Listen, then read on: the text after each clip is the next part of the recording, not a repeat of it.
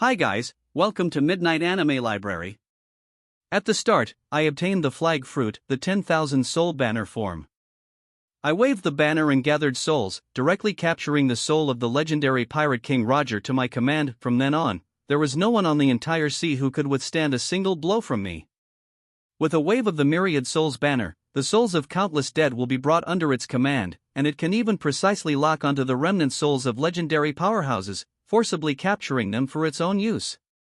The moment I got Roger's soul, I became invincible. His peak combat power across the seas, his god-level swordsmanship, and his conqueror's haki all became mine. I used him as a daily sparring partner to hone my sword skills, and when danger arose, I didn't even need to lift a finger. Roger materialized and started fighting, cleaving through the Navy fleet and crushing the 4 emperors. With the banner as my guide and countless souls as my followers, I used the banner of 10,000 souls as my foundation and Roger's spirit as my blade to slay all powerful enemies and subdue the 4 seas with my domineering presence. The so-called One Piece is nothing more than a random item on my journey to collect the souls of powerful card collectors. In this vast ocean, my rules are the rules. Part 1. Starting with Roger's Ghost, I command an invincible soul army. Chapter 1, a life-threatening transmigration, chased from the start. A strong scent, a mixture of salty sea air and rotting fish guts, suddenly filled Linya's nostrils, almost making him throw up his overnight meal. He held his forehead, his vision shifting from blurry to clear. What greeted his eyes was a wet, cobblestone alley, with bizarrely styled buildings on either side, as if medieval European houses had been forcibly placed on a tropical island. In the sky, several ridiculously large seagulls flew by, squawking "gaa" as if someone was choking them. What the? Lin Yi was stunned, rubbing his throbbing temples. This cosplay exhibition is pretty realistic, even with seagull NPCs? He remembered that just a second ago, he was still fighting for 72 consecutive hours to meet a client's idiotic demands, until his vision went black and he collapsed on his cubicle, surrounded by instant noodle cups. Did some kind colleague pick me up and bring me to a comic convention? How thoughtful, knowing I'm a One Piece fan. Lin Yi looked down at himself.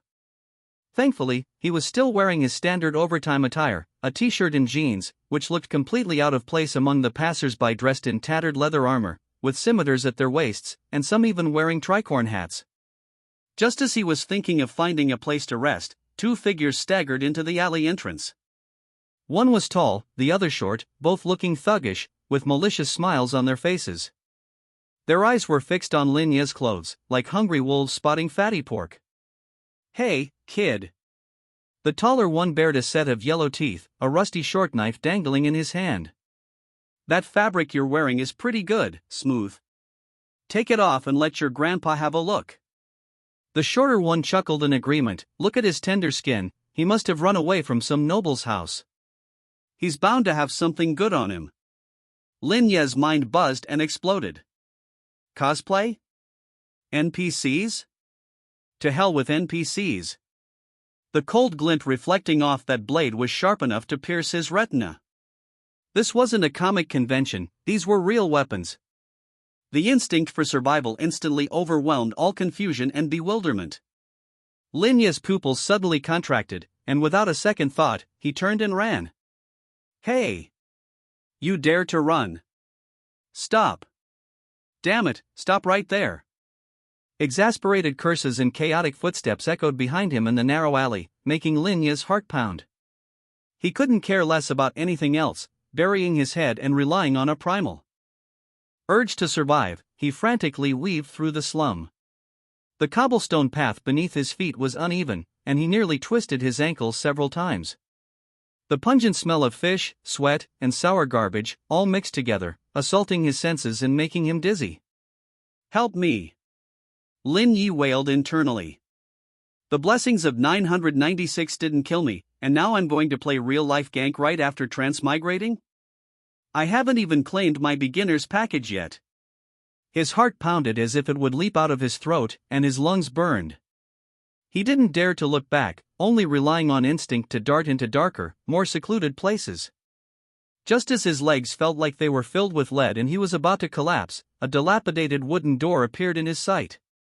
He didn't care what sign hung on the door. Lin Yi steeled his heart, using all his strength, like a rampaging bull, and crashed into it. Bang!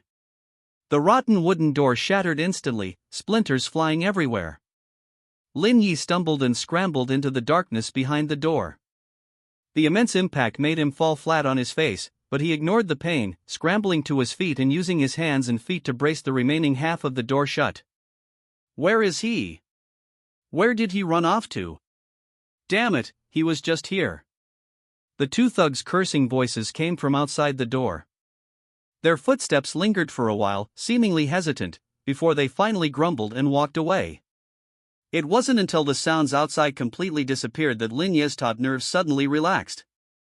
He slumped down, leaning against the cold door panel, sliding to the ground. His chest heaved violently, like a fish out of water, gasping for air. The relief of surviving, mixed with fear of the unknown world, made him tremble slightly all over. The warehouse was filled with a thick smell of dust and rusting metal. Several rays of light pierced through holes in the roof, illuminating the dust motes dancing in the air. Here, it was safe. For now. Lin Yi leaned against the wall, greedily breathing the choking but pursuer-free air, trying to calm his almost exploding heart. He slowly turned his stiff neck, surveying this temporary refuge. Everywhere were mountains of junk, rusty armor, broken spears, and some metal parts whose purpose was unclear. The sign he had smashed outside the door seemed to read "Marine Abandoned Military Supplies." Marine? Lin Ye's heart skipped a beat. Just then, out of the corner of his eye, he inadvertently glimpsed into the deepest part of the warehouse, in the shadows where light could barely reach. There, a rectangular tin box, covered in thick dust and appearing exceptionally heavy, seemed to lie silently. Chapter 2, This Blind Box. Contains a 10,000 souls banner? Gulp! Lin Yi swallowed hard, his mouth and throat parched. His heart drummed against his chest like a war drum. Hunching his back like a cat on the prowl for fish, he edged step by step toward the shadows in the deepest part of the warehouse. The iron box wasn't large, about the size of an ordinary suitcase, but sitting there, it felt like a black hole, radiating a fatal temptation that screamed, "Come open me."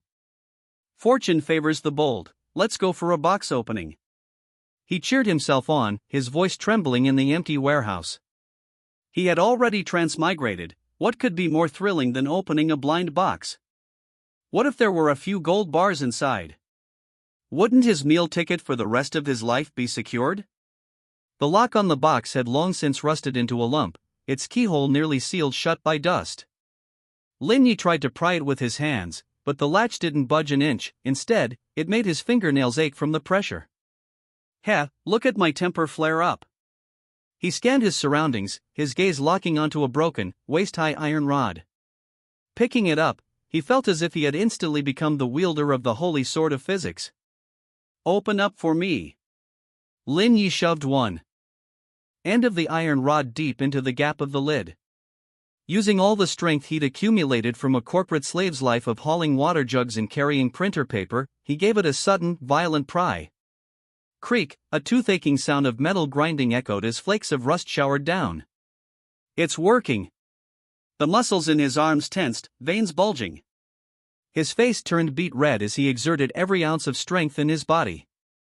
Bang, the latch snapped under the pressure, and the lid popped open half an inch with a loud clatter.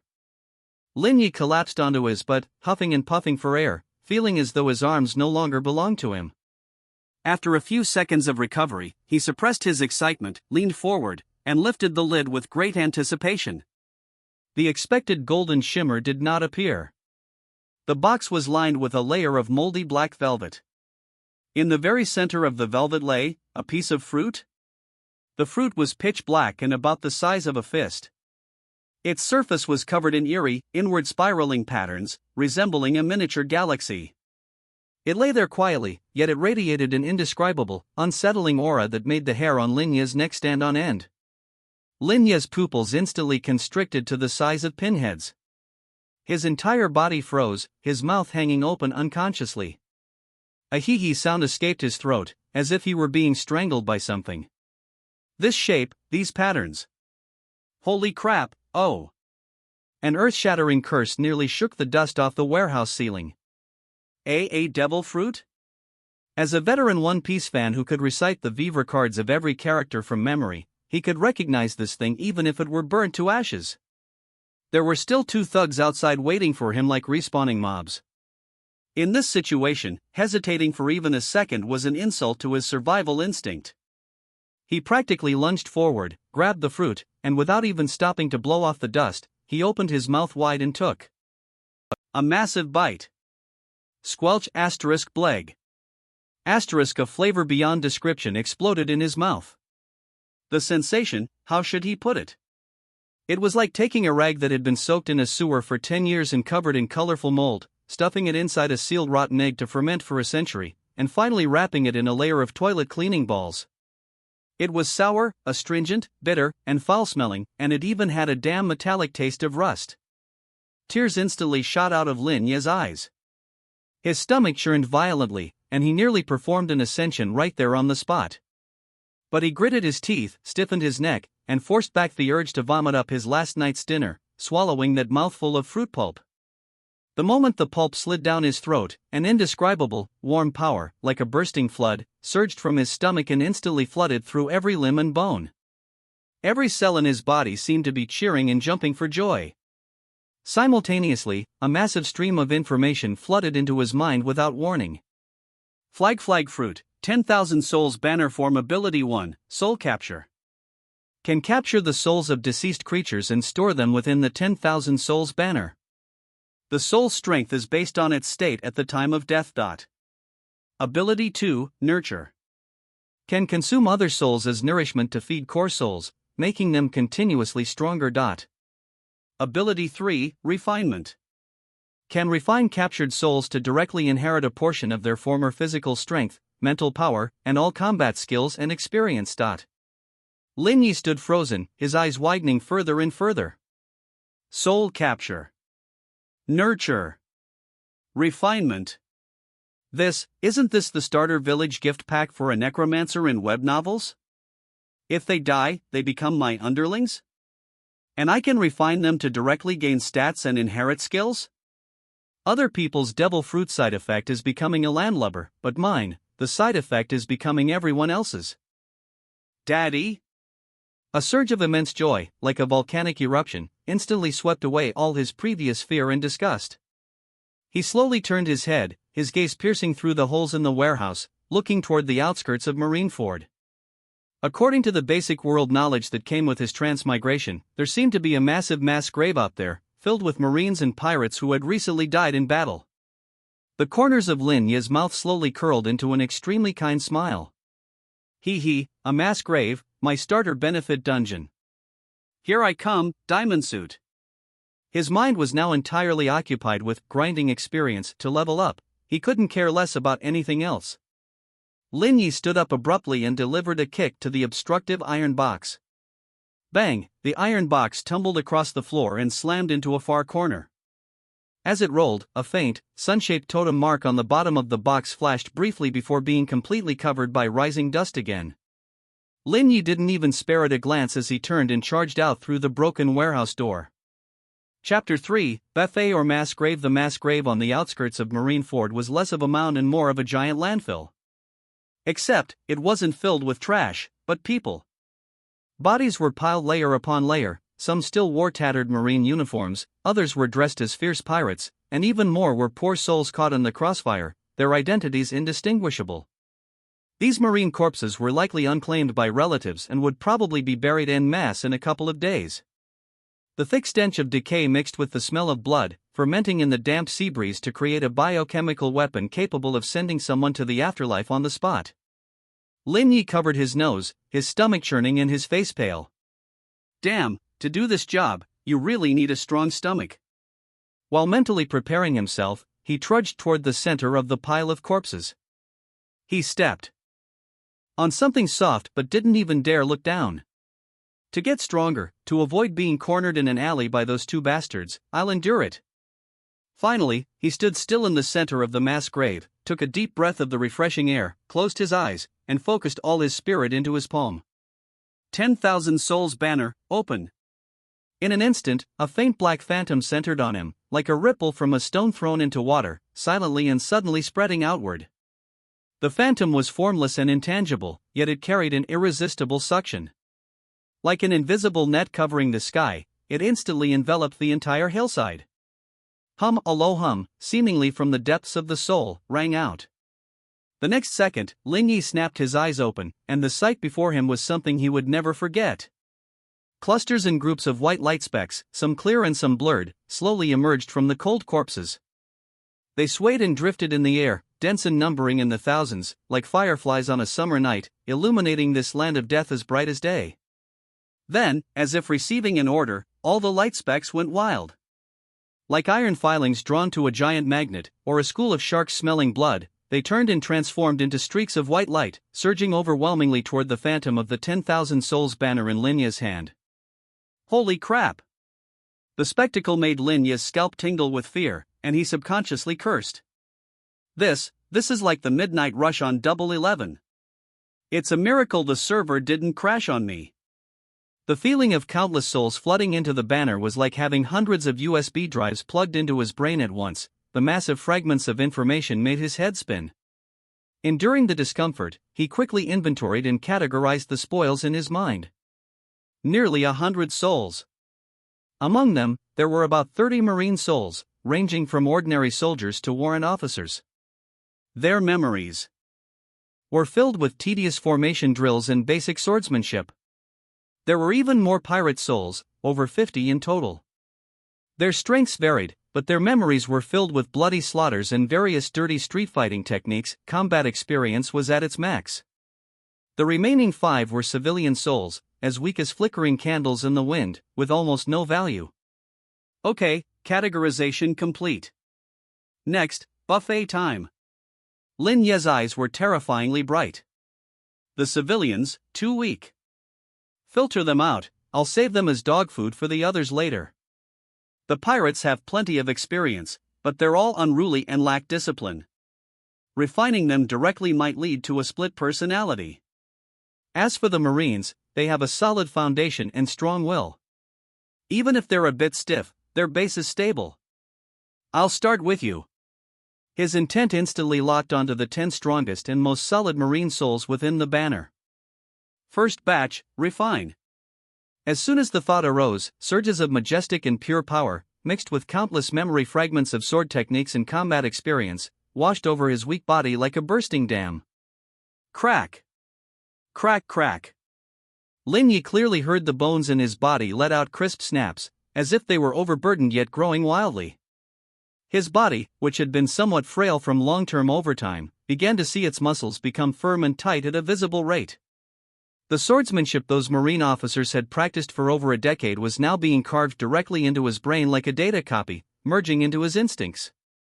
A powerful aura rose from within him. Lieutenant Junior grade level. An instant promotion. Awesome. Lin Yi couldn't help but let out a low growl. This feeling was even better than drinking 10 cans of Red Bull. He didn't stop, turning his gaze toward the 50 pirate souls. The Marine foundation is set. Time for some street smarts. He picked out the 15 fiercest-looking pirate souls with the highest bounties. Second batch, keep refining. Boom! If the power of the Marine souls was a trickling stream, then the power of the pirate souls was a raging wave. It was full of violence, madness, and desperate ruthlessness. All sorts of insidious sneak attack techniques, tricky blade styles, and street fighting grit were stuffed into the depths of his soul. Lin Yi felt his very temperament change, his eyes gaining a hint of the ferocity of someone who lived on the edge of a blade. The power in his body surged once more. Lieutenant level. Broken through again. Still not enough. Lin Yi's eyes were already turning slightly red. He could feel the power within him frantically pounding against a threshold.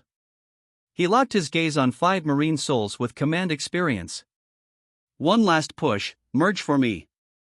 5 souls were refined simultaneously. This time, what flooded in wasn't just power and skill, but a wonderful sense of commanding and overseeing the entire battlefield. All the power, the steadiness of the Marines and the ruthlessness of the pirates perfectly blended and sublimated at this moment. Lin Yi felt as if a bomb had detonated inside him. An unprecedentedly powerful force swept through his entire body like a volcanic eruption. He couldn't help but roar at the sky, a powerful shockwave centering on him and blowing away the gravel and dust on the ground. It's done! Lin Yi slowly lowered his head and clenched his fists. His knuckles cracked loudly, and a sense of explosive power filled every corner of his body. He could feel that a single punch from him now could definitely blast those two thugs who were chasing him into the sky like a star. Lieutenant Commander level. From a weak corporate drone to a lieutenant commander level combatant of Marineford, it only took him less than half an hour. Lin Yi felt the surging power within him and grinned, revealing a row of white teeth. But soon, his brow furrowed slightly again. He sensed it. Carefully. Although this power was strong, it was mixed and impure, like something stuck together from countless scraps. It felt a bit sluggish when circulating. A bit bloated. Lin Yi clicked his tongue and muttered to himself. It's like those combat power levels you get from pay-to-win games. The stats look good, but they're definitely watered down in an actual fight. No, an unstable foundation is a major taboo. I need to find a single, powerful tonic to properly consolidate my foundation. His gaze crossed the mountain of corpses and sea of blood, casting toward the vast, sparkling expanse under the sun not far away. The Sea. Chapter 4, Humanoid Gundam, Activate. Lin Yi stood at the edge of the mass grave, his consciousness sinking into the 10,000 souls banner. Among the remaining souls, most of the stronger ones had already been refined by him as one-time experience packs, leaving only these inferior ones and the 5 civilian souls he initially disdained. Waste utilization, circular economy, he muttered. With a chuckle, he selected 3 souls from the remaining marine soldiers, those with the most resolute will and direct gaze. You 3 it is. Without hesitation, he crushed the remaining souls into the purest soul energy and infused it into these 3 soldier souls. Buzz, the once faint forms of the 3 soldier souls instantly solidified, their eyes becoming more vivid. Not bad, not bad. The experience from novice monsters is little, but it's enough to feed the cannon fodder. Lin Yi nodded satisfactorily and had another thought. Now for a makeover package. The faces of the 3 soldier souls began to blur and distort, eventually turning into 3 ordinary, unremarkable faces. Their marine uniforms also changed into the most common coarse cloth shirts. Done. From today onwards, you shall be called the 3 Little Soldiers Squad. Lin Yi announced, hands on his hips, feeling accomplished. The 3 souls nodded woodenly. Showing no emotional fluctuations, perfectly fitting the tool-like entities they were meant to be. On the beach near Marineford, the salty sea wind stung his cheeks. Lin Yi dragged a pirate corpse he had just taken from the mass grave, leaving a long trail in the sand. Damn, this job isn't fit for a human. He grumbled. I should have made the 3 Little Soldiers Squad do it. Bad move. He dragged the body to the rocks near the sea, the thick smell of blood quickly spreading in the sea wind. After setting everything up, he retreated with the 3 Little Soldiers Squad to a large rock dozens of meters away, crouching down with only his eyes peeking out, staring intently at the sea. Come on, my precious. Come into the bowl. After about 10 minutes, the calm sea surface suddenly erupted as a massive shadow emerged from below. It's here. Lin Ye's eyes sharpened. A shark-like small sea king, much larger than an ordinary fishing boat, burst out of the water. Its grotesque head and blood-red eyes locked onto the bait on the rocks, its massive jaws filled with dagger-like teeth. Roar! A roar that didn't sound like it came from a fish echoed through the air. The sea king swallowed the pirate corpse in one bite, along with a large chunk of the rock, then its blood-red gaze turned towards Lin Ye's hiding spot. Clearly, this appetizer wasn't enough to satisfy it. Holy crap, that's fierce. Lin Ye's heart skipped a beat. The 3 Little Soldiers Squad, go! Attack head-on, he commanded without hesitation. Upon receiving the order, the 3 soul soldiers rushed out from behind the rock, charging straight at the Sea King. The Sea King seemed enraged by these tiny, reckless creatures. Its massive tail swept through the air with a whistling sound, striking them hard. Bam! Bam! Bam! 3 muffled thuds. The three little soldiers squad, who had been charging fiercely, were sent flying like baseballs hit by a home run, landing far away on the beach, unable to get up. Lin Yi watched, his eye twitching. Useless, as expected. Looks like I'll have to do it myself. He took a deep breath, his legs powering up as he launched himself like a cannonball. In that instant, all the combat experience from the Marines and pirates in his mind activated like a program, running wildly. His body moved faster than his thoughts. Facing the Sea King's massive jaws, Lin Yi's body twisted oddly, dodging the row of sharp teeth at an impossible angle. "Ha, can't catch me, small fry," he even taunted. The Sea King, enraged by the miss, thrashed wildly in the shallow water, creating towering waves as it struck and bit at Lin Yi repeatedly. But Lin Yi moved like a ghost dancing in a storm. His steps were incredibly agile, always finding the most evasive angles at the last moment. Sometimes he used the wave's momentum to leap, other times he slid under the Sea King's belly, effortlessly avoiding its attacks.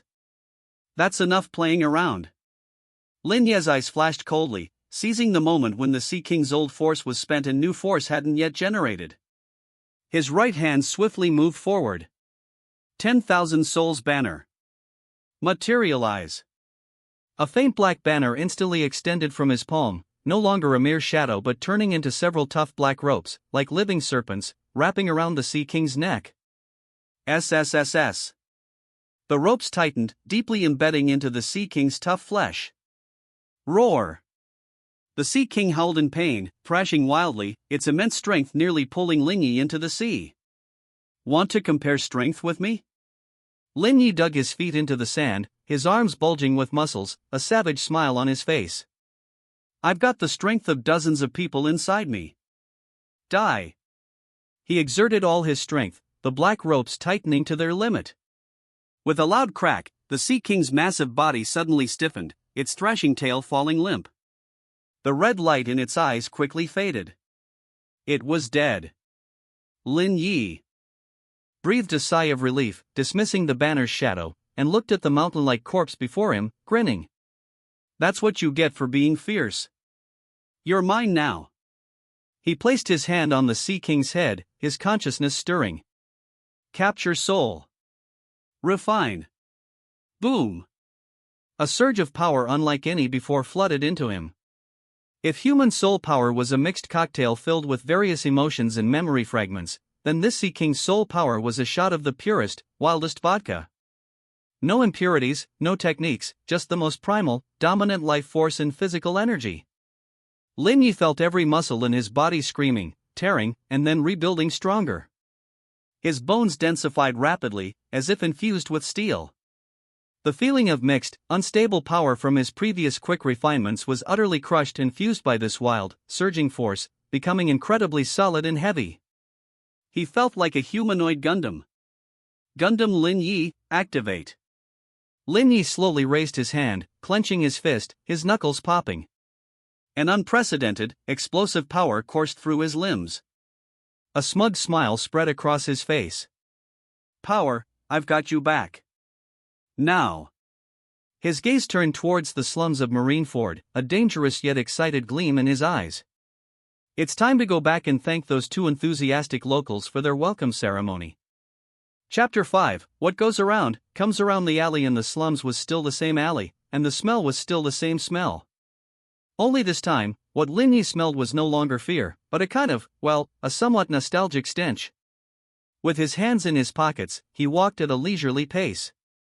His footsteps on the slippery flagstones no longer made a panicked clatter, but a steady, powerful thump, thump, thump. Power is truly the best source of courage. The power within his body, tempered by the soul of the Sea King, felt heavy. It made him feel as if every step he took caused the small alley to tremble slightly. Following. Not too far behind him were three expressionless men dressed in coarse linen shirts, the three little soldiers squad he had created. They walked silently, like three shadows following their master. TSK, I should have gotten you some shoes. Walking around barefoot looks so shabby, Lin Yi complained without looking back. After turning two corners, a familiar, nauseating sound of cursing and pleading reached his ears.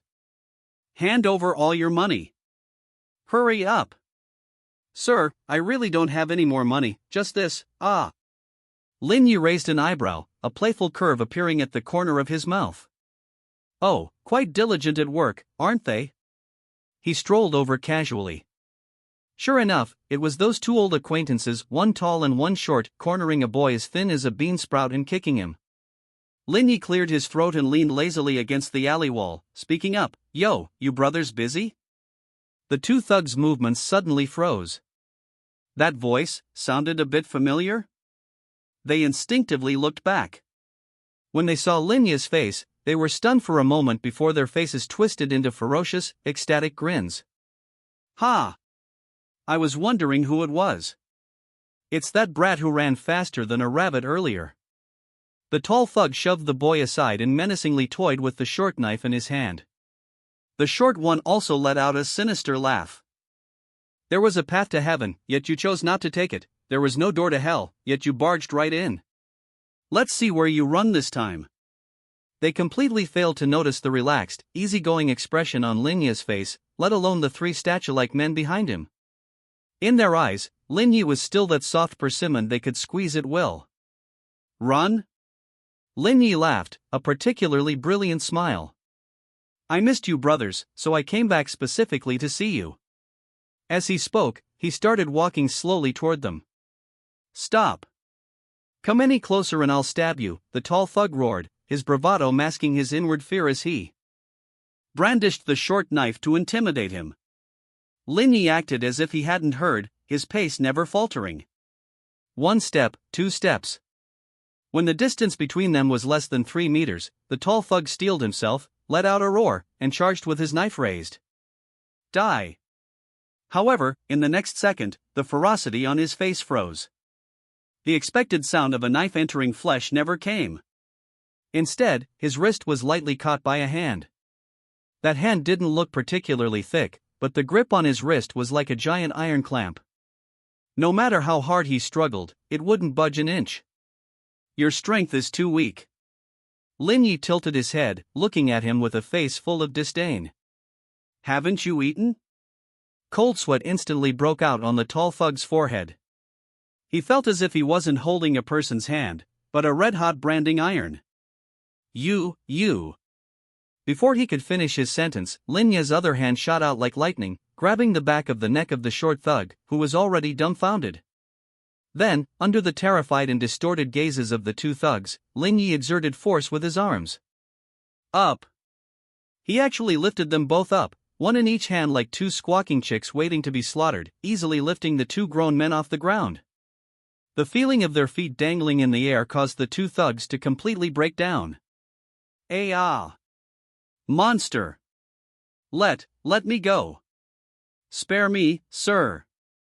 They flailed their limbs wildly in the air, but the two hands choking their fate were as steady as Mount Tai. So noisy! Lin Yi frowned in annoyance. Carrying them, he turned and walked back to the warehouse door he had crashed through earlier. Thud! Thud! He casually tossed them onto the ground, then pulled over a few thick hemp ropes from nearby. My two big brothers, you worked so hard chasing me earlier. It's not too much to ask you to enjoy the scenery for a bit, right? Amidst their wailing pleas for mercy, Lin Yi tied their hands and feet tightly and hung them from the warehouse eaves like cured meat. They dangled half a meter off the ground, swaying back and forth, creating quite a unique sight. After finishing, he patted his hands and stepped forward to search them. This pocket is nice. Oh, and over here. 3 seconds later, Lin Yi contentedly stuffed several crumpled bills, totaling a few hundred berries, into his own pocket. Compensation for mental distress, plus the labor fee for just now, not too much, right? He flashed a toothy grin at the two hanging in mid-air. Then, he took 2 steps back, crossed his arms, and admired his masterpiece. Nodding in satisfaction, he lectured them earnestly, remember, don't mess with people wearing strange clothes in the future. You never know when you'll run into a hidden dragon. Just as he finished acting cool, the sound of rhythmic footsteps and the clanking of armor came from the entrance of the alley. A 5-man Marine patrol squad appeared at the mouth of the alley. The ensign leading them immediately saw the bizarre scene, 2 thugs hanging up, 3 expressionless burly men, and a strange youth in odd clothes who faintly emitted the scent of blood. The ensign's face darkened instantly, and his hand moved to the hilt of the sword at his waist. "Halt," he barked. "Who are you? Why are you attacking civilians here?" Lin Yi picked his ear, not even bothering to look up. "Explaining things to these people? Too much trouble." He lazily tossed a look toward the 3 little soldiers' squad behind him. The meaning was clear, "I'll leave it to you." Whoosh! The 3 soul soldiers didn't even need further instructions. Their figures blurred like 3 ghostly shadows, instantly charging in front of the Marine patrol. The ensign's pupils constricted. Just as he was about to draw his sword, his vision blurred, and a fist the size of a casserole dish rapidly enlarged in his sight. Bang! With a muffled sound, the ensign didn't even let out a grunt. His eyes rolled back, and he fell straight down. The remaining 4 Marine soldiers didn't even have time to react. The coordination of the 3 little soldiers' squad was instinctive. One used a throat lock, one a leg sweep, and one an elbow strike. Their movements were simple, brutal, and extremely effective. The entire process took less than 5 seconds. A few punches and kicks, clean and efficient. By the time Lin Yi slowly turned around, 5 Marines were already lying neatly on the ground. Lin Yi walked up to the unconscious ensign, crouched down, and poked the man's face with his finger. "Tisk, tsk, tisk." He stood up, brushed the dust off his clothes, shook his head, and sighed with a face full of disappointment. "Is this all they've got? Is the entry requirement for the Marines a bit too low?" After speaking, he didn't even bother to look at the Marines on the ground again and waved to the 3 little soldiers' squad. "Let's go, this place isn't somewhere to linger." He knew very well that after hitting Marines today, he'd likely be on a wanted poster tomorrow. Marineford was the Marine headquarters, a tiger's den. Staying any longer would be pure suicide.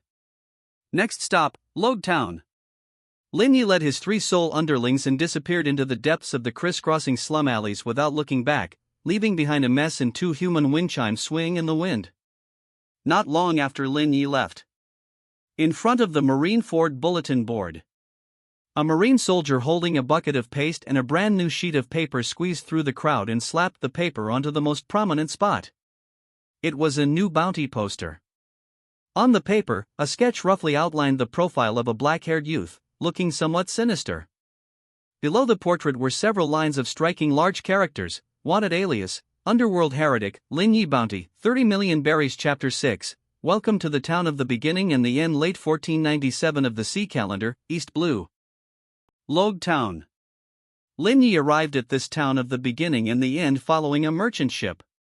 There was a unique scent in the air, a fermentation of sea salt's brininess, tar's bitterness, and an irrepressible, brewing fanaticism. Lin Yi was wrapped in a half-worn cloak, his hood pulled low to hide most of his face. With hands in his pockets, he led his 3 taciturn underlings at a leisurely pace along the cobblestone path of the pier. Tisk, as expected of the town of the beginning and the end. He muttered under his breath, his gaze sweeping over the ships in the harbor flying various pirate flags. The big day hasn't even arrived yet, and the KPIs are already through the roof. From those pirate ships, drunken fellows would occasionally stumble off with their arms around each other's shoulders, reeking of booze and loudly boasting of their glorious deeds in the New World, drawing either envious or disdainful looks from the people around them.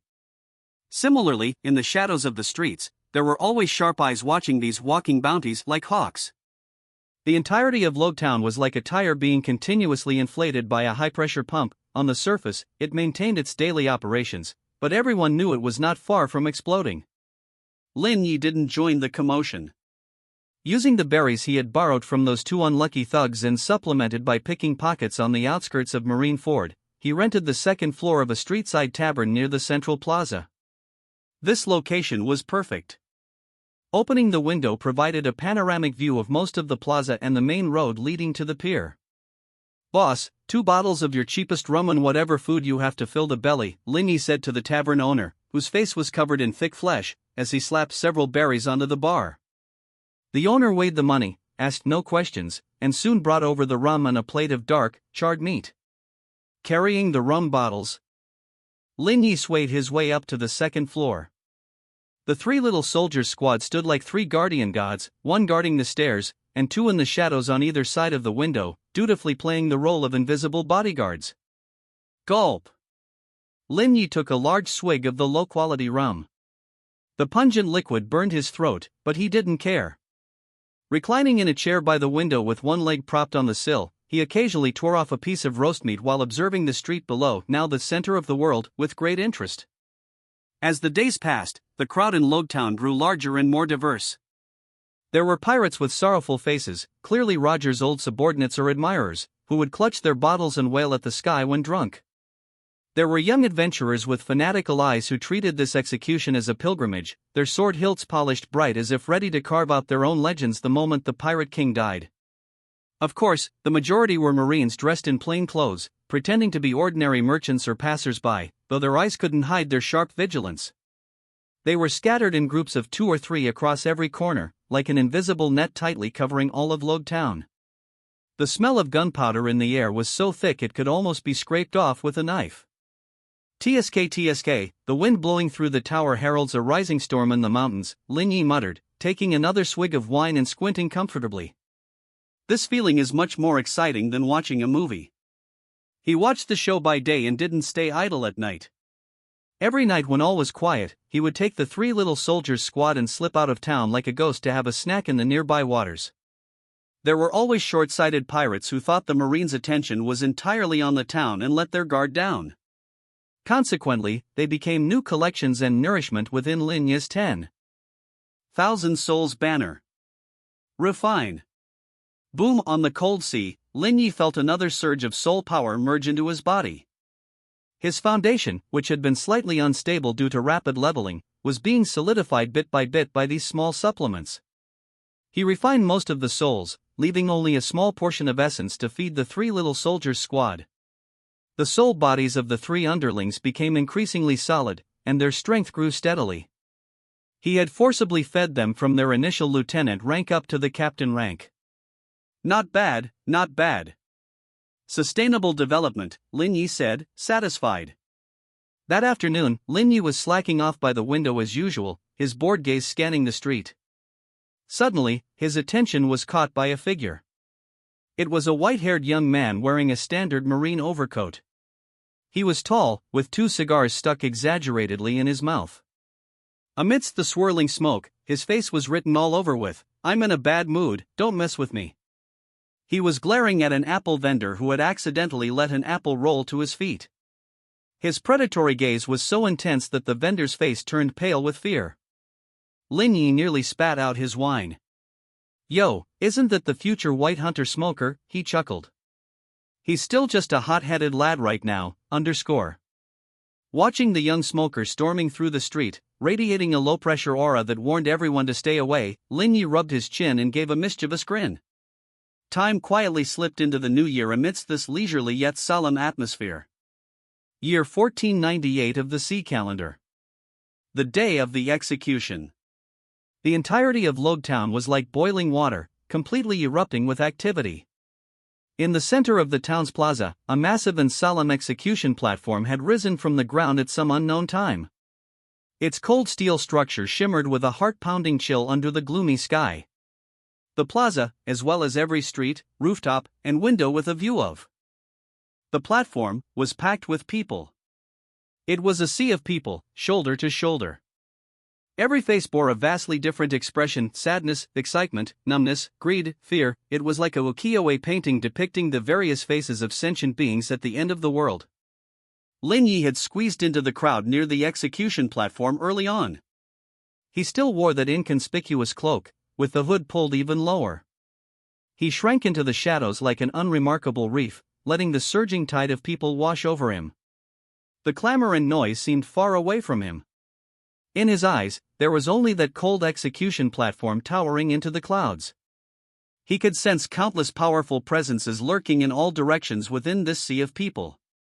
Among them, a few presences were so powerful that they made his skin prickle slightly. But he didn't care. He slowly raised his head, his gaze piercing through the bobbing heads to land on the highest point of the execution platform. The corners of his mouth curled into a silent, expectant arc. He whispered to himself, his voice so soft only he could hear, yet carrying an unquestionable certainty: the world's greatest stage has been set. It's time to seize the most important legacy. Chapter 7, That Man, the dawn of an era. The crowd surged like a can of sardines, threatening to crush Lin Yi. The stench of sweat, alcohol, cheap perfume, and an indescribable fervor mixed together, making him feel sick. He had to stand on his tiptoes to see the distant gallows over the shoulder of the burly pirate in front of him, who was as strong as a bear. All of Logtown had gone mad. I should have splurged on a rooftop with a telescope, Lin Yi thought, feeling his ribs protest. Suddenly, two immense, icy presences swept in from both sides of the gallows, as heavy as mountains. It wasn't an illusion. It was a tangible pressure, as if the air had suddenly become denser, making it hard to breathe.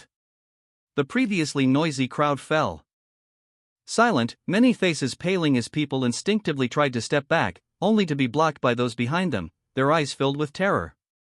Lin Ye's heart pounded. He turned his head with difficulty, looking towards the source of the pressure. On the left side of the gallows stood an exceptionally tall man wearing a ridiculous seagull hat, the Buddha, Admiral Sengoku. On the right, an old man in a white suit and a dog head had leaned nonchalantly, munching loudly on a senbei. It was the marine hero, Fistgarp. Wow! Lin Ye's throat constricted. Is this the aura of an admiral and a hero? Just standing there, they're overwhelming. This wasn't mere presence, it was a crushing superiority of life force. He felt like an ant standing at the feet of two prehistoric behemoths. They didn't even notice him, but the wind from their breath alone could shatter him. Thankfully, he was now a major himself. Otherwise, just standing here might have made his legs buckle. Lin Yi took a deep breath, forcing himself to calm down. He focused his mind on the 10,000 souls banner, silently checking his backup plan. Southeast corner, the squid skewer stand, the squid burnt black, but the owner fanned the flames with a blank face. Soldier 1, smoke bomb hidden under the charcoal. West, the fruit vendor with apples arranged haphazardly. Soldier 2, smoke bomb and the rotten apples. Directly behind, the man squatting in the corner, pretending to be a beggar. Soldier 3, smoke bomb and his broken bowl. Good, 3 points in a line, ready to create chaos at any moment. Lin Yi let out a slight breath, turning his attention back to the gallows. It was almost time. Two expressionless executioners, each holding a long blade taller than themselves, stood behind the man. Gold, Roger. He wore a magnificent red captain's coat, his hands locked in wooden stocks, yet he sat upright, showing no fear of death. He sat there calmly, even with a hint of amusement and nonchalance, as if he were about to attend a grand banquet rather than an execution. Lin Yi could even see the specks of dust on his beard. In this moment, the entire plaza was silent enough to hear a pin drop. The executioner raised the long blade, routinely asking in a loud voice, "Pirate King, Gold, Roger. Do you have any last words?" Everyone held their breath. Roger's gaze slowly swept over the diverse faces below, those who worshipped him, hated him, feared him. Finally, the corners of his mouth curled into a wide, radiant smile. A hysterical voice from the corner of the crowd suddenly shattered the silence. "Hey! Pirate King! Where's the treasure you found? Where did you hide the great treasure, One Piece?" This question ignited a firestorm of greed and desire in the crowd. All eyes were fixed on Roger. His smile widened, and he laughed heartily, a laugh full of boundless freedom and defiance. The laughter stopped. The man's voice, like thunder, resonated through all of Logtown, through the entire world. "Want my treasure? You can have it. If you can find it, that is. I've left everything this world has to offer out there." Boom! The crowd exploded. Everyone's eyes were red with madness and greed. Oh ha! He's telling the truth. The great treasure is real. I'm setting sail. I'm going to sea. One Piece is mine. The frenzied shouts, screams, and roars merged into a earth-shattering wave of sound, threatening to overturn the very sky of Logtown. The great age of pirates began in this moment, ushered in by this man about to die. Lin Yi's heart raced in his chest. Thump! Thump! Thump! Half of it was excitement from witnessing firsthand the legendary words he had seen countless times on screen. The other half was the extreme focus of a hunter about to capture his prey. All his senses were heightened to their limit, locked onto the gallows. Now was the moment. Amidst the chaos and the palpable fury of Garp and Sengoku, the two executioners exchanged a glance and swiftly brought down their blades. Whoosh! Before the crowd, Gold Roger's head slowly bowed, his face still wearing the smile that had conquered the seas. Time seemed to freeze. Just as Roger died, Linya's pupils constricted to the size of a pinpoint. He saw it. No, not with his eyes, but with his soul. He clearly felt a brilliant, scorching, overwhelmingly powerful spiritual orb burst forth from the lifeless body. That light was brighter than the sun. That aura, bearing the supreme dominance of one who rules the world. Chapter 8, The Admiral's Eyes, Snatching Food from the Tiger's Mouth. It's now. These 4 words were seared into Linya's mind like a branding iron. He squeezed out the last bit of his soul's power, pouring it all into the ethereal banner shadow in his palm. Buzz, that faint black banner shadow was no longer in its previous state of floating lightly and moving slowly. It instantly solidified and tensed, like a bowstring pulled to its limit, then whooshed, turning into an arrow that shot forth silently and swiftly, too fast for the naked eye to capture. It pierced through the frenzied shouts, the crowded heads, and the desire-filled dust that permeated the air. It had only one target. The soul above the execution platform, radiant and fiery like the rising sun, exuding endless domination and grace. Closer. Even closer. Just as the tip of that black arrow was about to touch that cluster of golden light on the execution platform, Fleet Admiral Sengoku, who had been standing with his hands behind his back and a stern expression like a Buddha, suddenly turned his head. His movement was unbelievably fast, as if he had already sensed something. A tangible golden Buddhist light flashed in his eyes. His sharp, eagle-like gaze was like 2 invisible swords, instantly tearing through the chaotic crowd, precisely locking onto the small area where Linya was. Who's there? A thunderous shout exploded in Linya's soul. That was not a sound. It was a surge of willpower mixed with supreme authority and overwhelming rage. Crash! An indescribable, catastrophic pressure descended from the sky.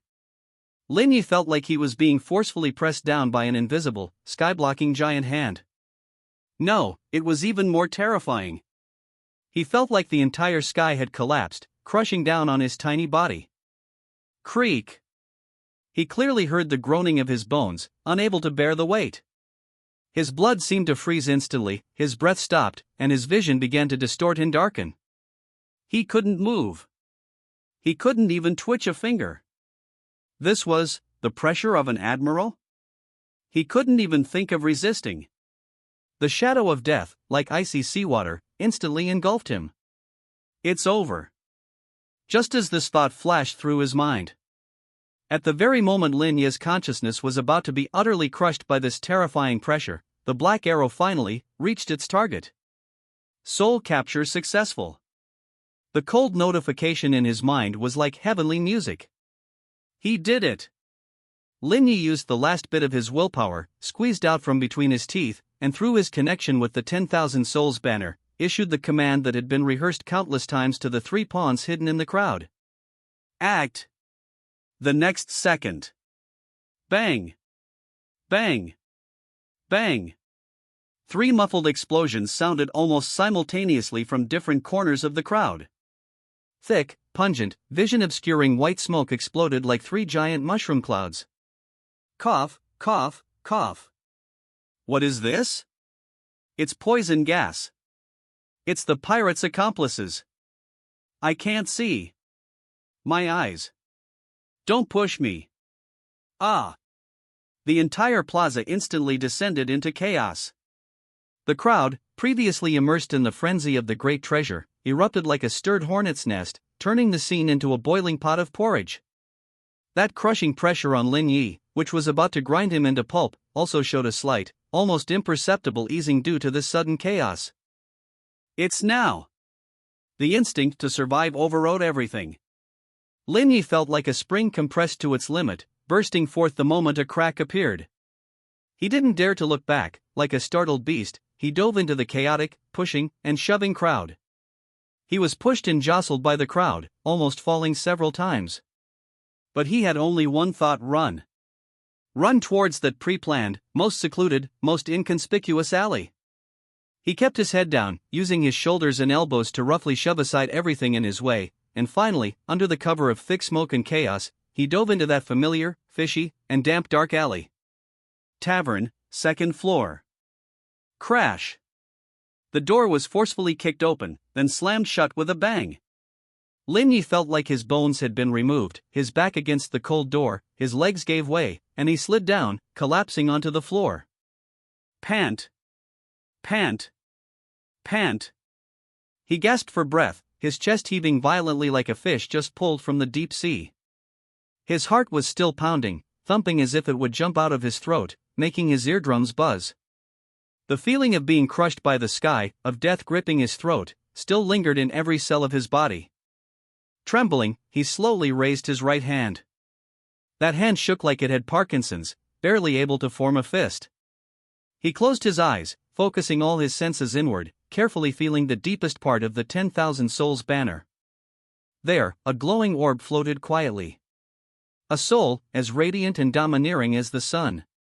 The corners of Lin Yi's mouth slowly curved up, uncontrollably, until they formed a silent smile of survival, mixed with madness and ecstasy.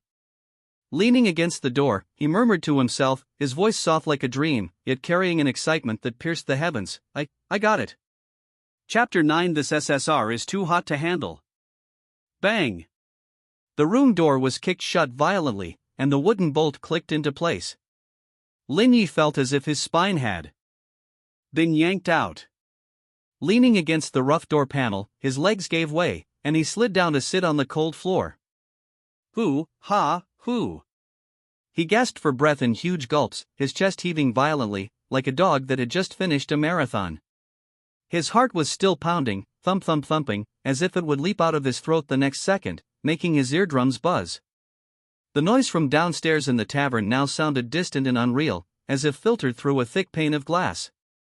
In his mind, the terrifying scene from just moments ago replayed repeatedly, Sengoku's terrifying pressure, like divine punishment descending, and the suffocating feeling that threatened to grind his very soul into dust. It was too terrifying. That was power from an entirely different dimension. He trembled, slowly raising his right hand. That hand shook as if it had just been pulled out of a freezer, barely able to form a fist. Damn it, almost messed everything up. He cursed under his breath, his voice hoarse, like sandpaper grinding. The relief of surviving a disaster slowly washed over him like a delayed tide, drowning out the fear. Immediately following, an uncontrollable ecstasy, 10,000 times stronger than relief, surged violently from the depths of his soul. He closed his eyes, sinking all his focus inward, cautiously probing the deepest part of the 10,000 souls banner. There were no longer those messy, dim, ordinary souls. In the center of the banner's inner world, a ball of light was quietly suspended. A soul, brilliant and dazzling like the sun, overwhelmingly majestic. Even sensing it from afar, Lin Yi could feel the boundless heroism and unrestrained freedom contained within that soul, power enough to overturn the entire Grand Line. The corner of Lin Yi's mouth involuntarily curved upward, finally settling into a silent smile mixed with madness and ecstasy. Got it. He leaned against the door panel, murmuring to himself, his voice light as a sleep-talking murmur, the soul of the Pirate King. Gold, Roger. This is the hidden UR version of the SSR. This transmigration was worth it.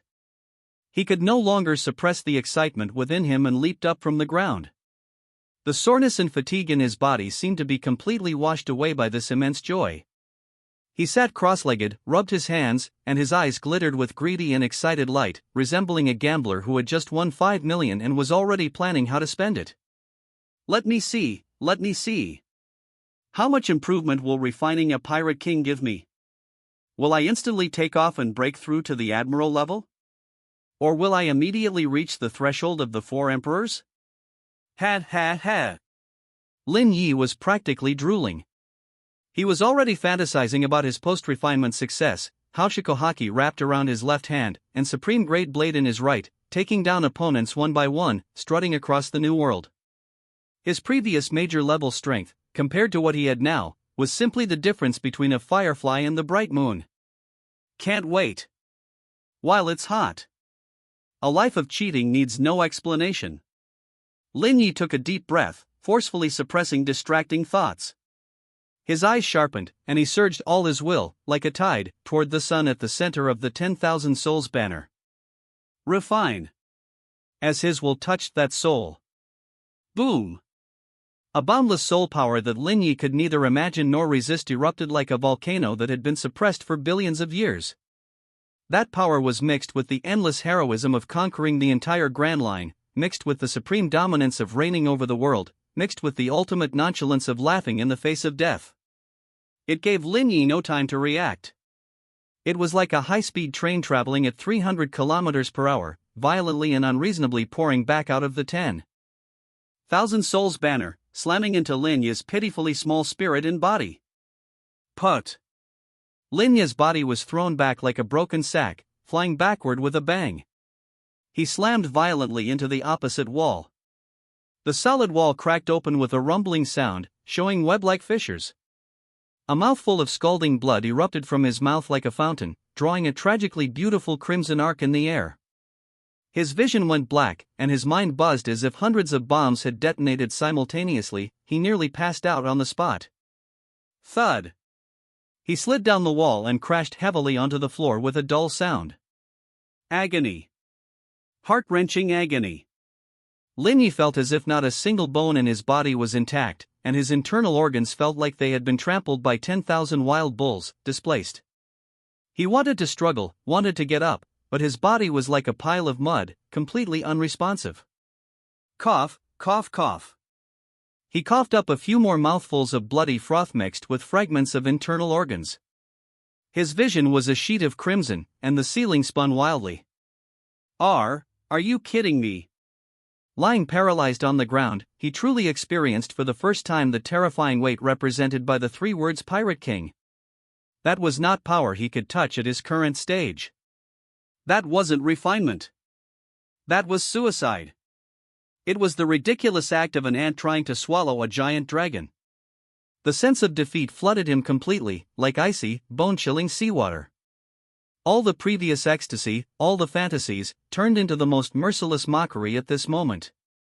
He understood. The gap between him and that man was even more distant than the distance between the East Blue and Laughtail. Ha, he. Lin Yi lay in his own pool of blood, utterly wretched, but suddenly started to laugh softly. His laughter was hoarse and filled with self-mockery. Right, if you could become a fat man in one bite, then this Pirate King title wouldn't be worth much.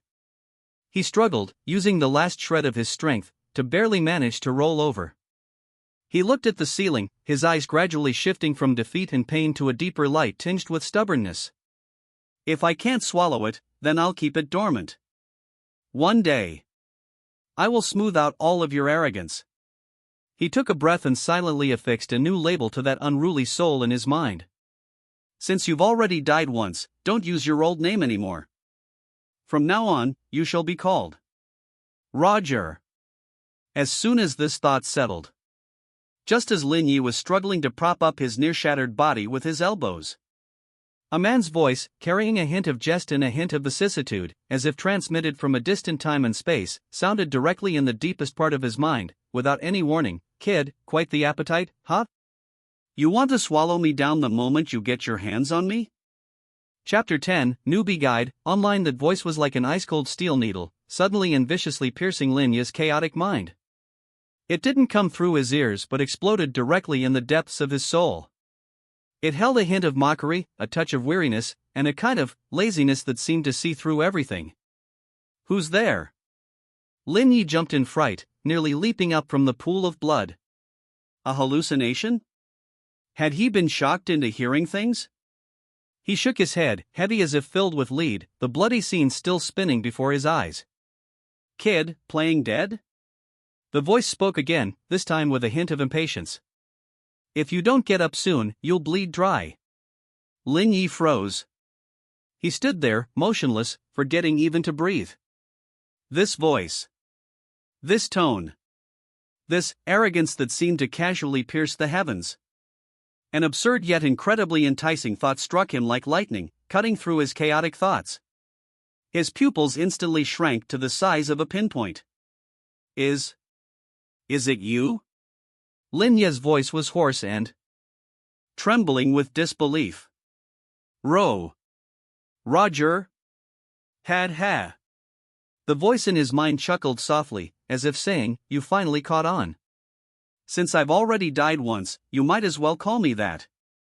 My soul is indeed weakened from my past injuries, but it's not something a little brat like you, who can't even sense hockey, can handle. To be honest, you've got guts. If it were someone else with a shorter temper, you'd be done for by now." Boom! Linya's mind was blown. It really was him. It really was Gold Roger. The Pirate King, alive, no, dead. Dead. And talking to him in his mind. An unprecedented joy surged through him like a volcanic eruption, instantly overwhelming all his pain and mental exhaustion. What internal injuries, what broken bones, what displaced organs in that moment, it all went to hell. Dad! Linyi tried to jump up, and failed. He struggled, using his hands and feet, like an overturned turtle, crawling and rolling out of the pool of blood. His face wore a smile uglier than tears, yet full of endless fawning and ecstasy. Dad! You're my golden ticket. My personal grandpa. My newbie guide. He was so excited he could barely speak, almost ready to bow down and worship right there. Take me flying. Dad, take me flying. There was a 3-second silence in his mind. Then, the voice exploded with a mix of amusement and anger. Get lost. Who's your dad? Linyi chuckled stupidly, not angry at all, finding the scolding incredibly endearing. With a personality like that, this was the real, living Pirate King. Much better than some cold, impersonal system voice. Stop grinning like an idiot, Roger said, his voice calm again, tinged with helplessness.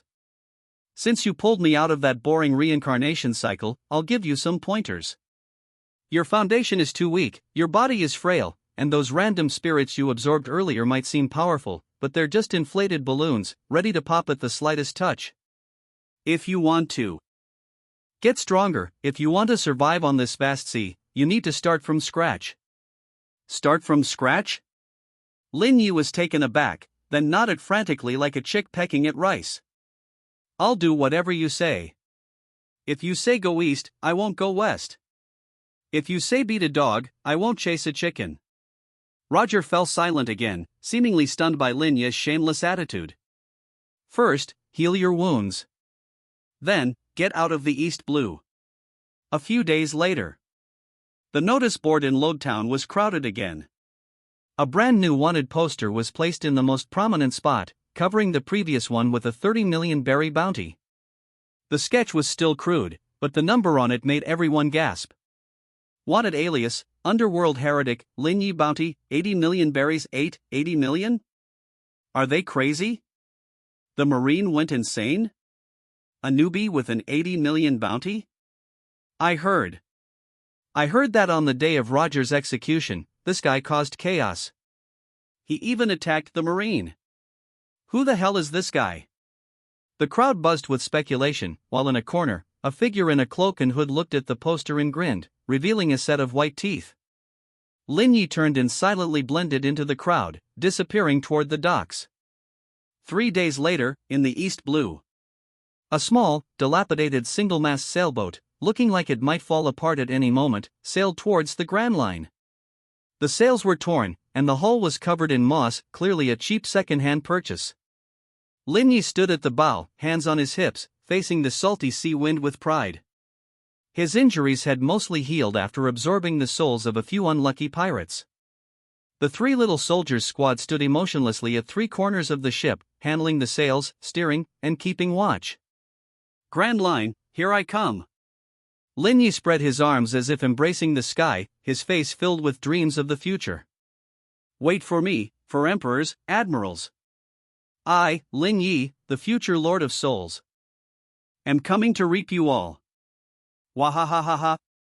Lost in his grandiose fantasies, Roger's lazy voice poured over him like a bucket of cold water. Kid, don't get too excited. Lin Ye's laughter stopped abruptly. The Grand Line isn't like the East Blue, a place for newbies. With your current strength, you'll be high-level cannon fodder the moment you step in. Lin Ye's face fell. Underscore. Is it really that bad? Bad? Roger scoffed. In the first half of the Grand Line, even a named pirate captain is stronger than you. Not to mention those monster-like great pirates and marine vice-admirals. Your little tricks won't stand a chance. Then, what should I do? Lin Yi deflated instantly. If you want to survive, listen to me. Roger's voice held a hint of temptation. Before entering the Twin Capes, go have a Sea King's feast. Chapter 11, Rookie Sets Sail, A Grand Welcome Boom. The small boat was suddenly lifted by an invisible giant hand, the hull vertical to the sea surface, and rushed straight towards the sky. Shit! Lin Yi gripped the railing tightly, his body hanging in midair like a flag. Salty seawater mixed with strong winds slammed into his face, nearly choking him. Is this the reverse mountain? This isn't a mountain, it's a vertical roller coaster, water park edition. A sudden feeling of weightlessness followed, and then an even more terrifying descent. The small boat rushed over the peak, once again vertical, and plunged into another rapid downward channel. Aya! Lin Ye's screams were drowned out by the deafening roar of the water. He felt like his internal organs were about to be thrown out of his mouth. After an unknown amount of time, when that crazy force finally disappeared, the small boat went plop and landed heavily on the calm sea surface, splashing a huge wave. The world was finally quiet. Lin Yi lay on the wet deck, gasping for breath like a fish out of water, his face pale. Phew! Ha! Alive! Still alive, he shook his head. His vision gradually recovering from the spinning. The vast blue sky, the endless sea, and the air filled with a sense of adventure and danger, completely different from the East Blue. This is the Grand Line. Lin Yi struggled to his feet, wiped the seawater from his face, and his fear quickly turned into an excitement he couldn't suppress. He spread his arms wide, standing at the bow like an idiot who just won an Oscar. I'm here. Sea King's buffet. I'm here. Kid, wipe your drool. Roger's lazy voice echoed in his mind, your buffet seems to have arrived first. Ha! Lin Yi was stunned and looked to the side as Roger pointed out. At some point, a pirate ship several times larger than his small boat had silently appeared in front of them, like a shark with its mouth wide open. On the sail, a bloody axe and skull flag fluttered in the wind. On the deck, fierce-looking pirates stood, their muscles rippling, faces fierce, and eyes filled with unhidden greed and cruelty. The leader, a burly man carrying a knife whiter than a door, bared his yellow teeth and sneered at Lin Yi. Well, lucky us, we found a lost little lamb as soon as we entered the Grand Line. He slammed his knife onto the deck, making a loud clang. Kid, looking at your shitty boat and lack of crew, hand over your berries and women, huh? He glanced at the three expressionless little soldiers on Lin Yi's boat and frowned. You don't have any women. Then hand over everything valuable. I might consider leaving your corpse intact. The surrounding pirates burst into laughter, filled with contempt. Lin Yi's face darkened instantly. Damn it, I just got here and I'm already being ambushed? Is this the Grand Line's welcome ceremony? He was about to raise his hand and order the three little soldiers' squad to fight, to test the mettle of these Grand Line pirates. Don't be reckless.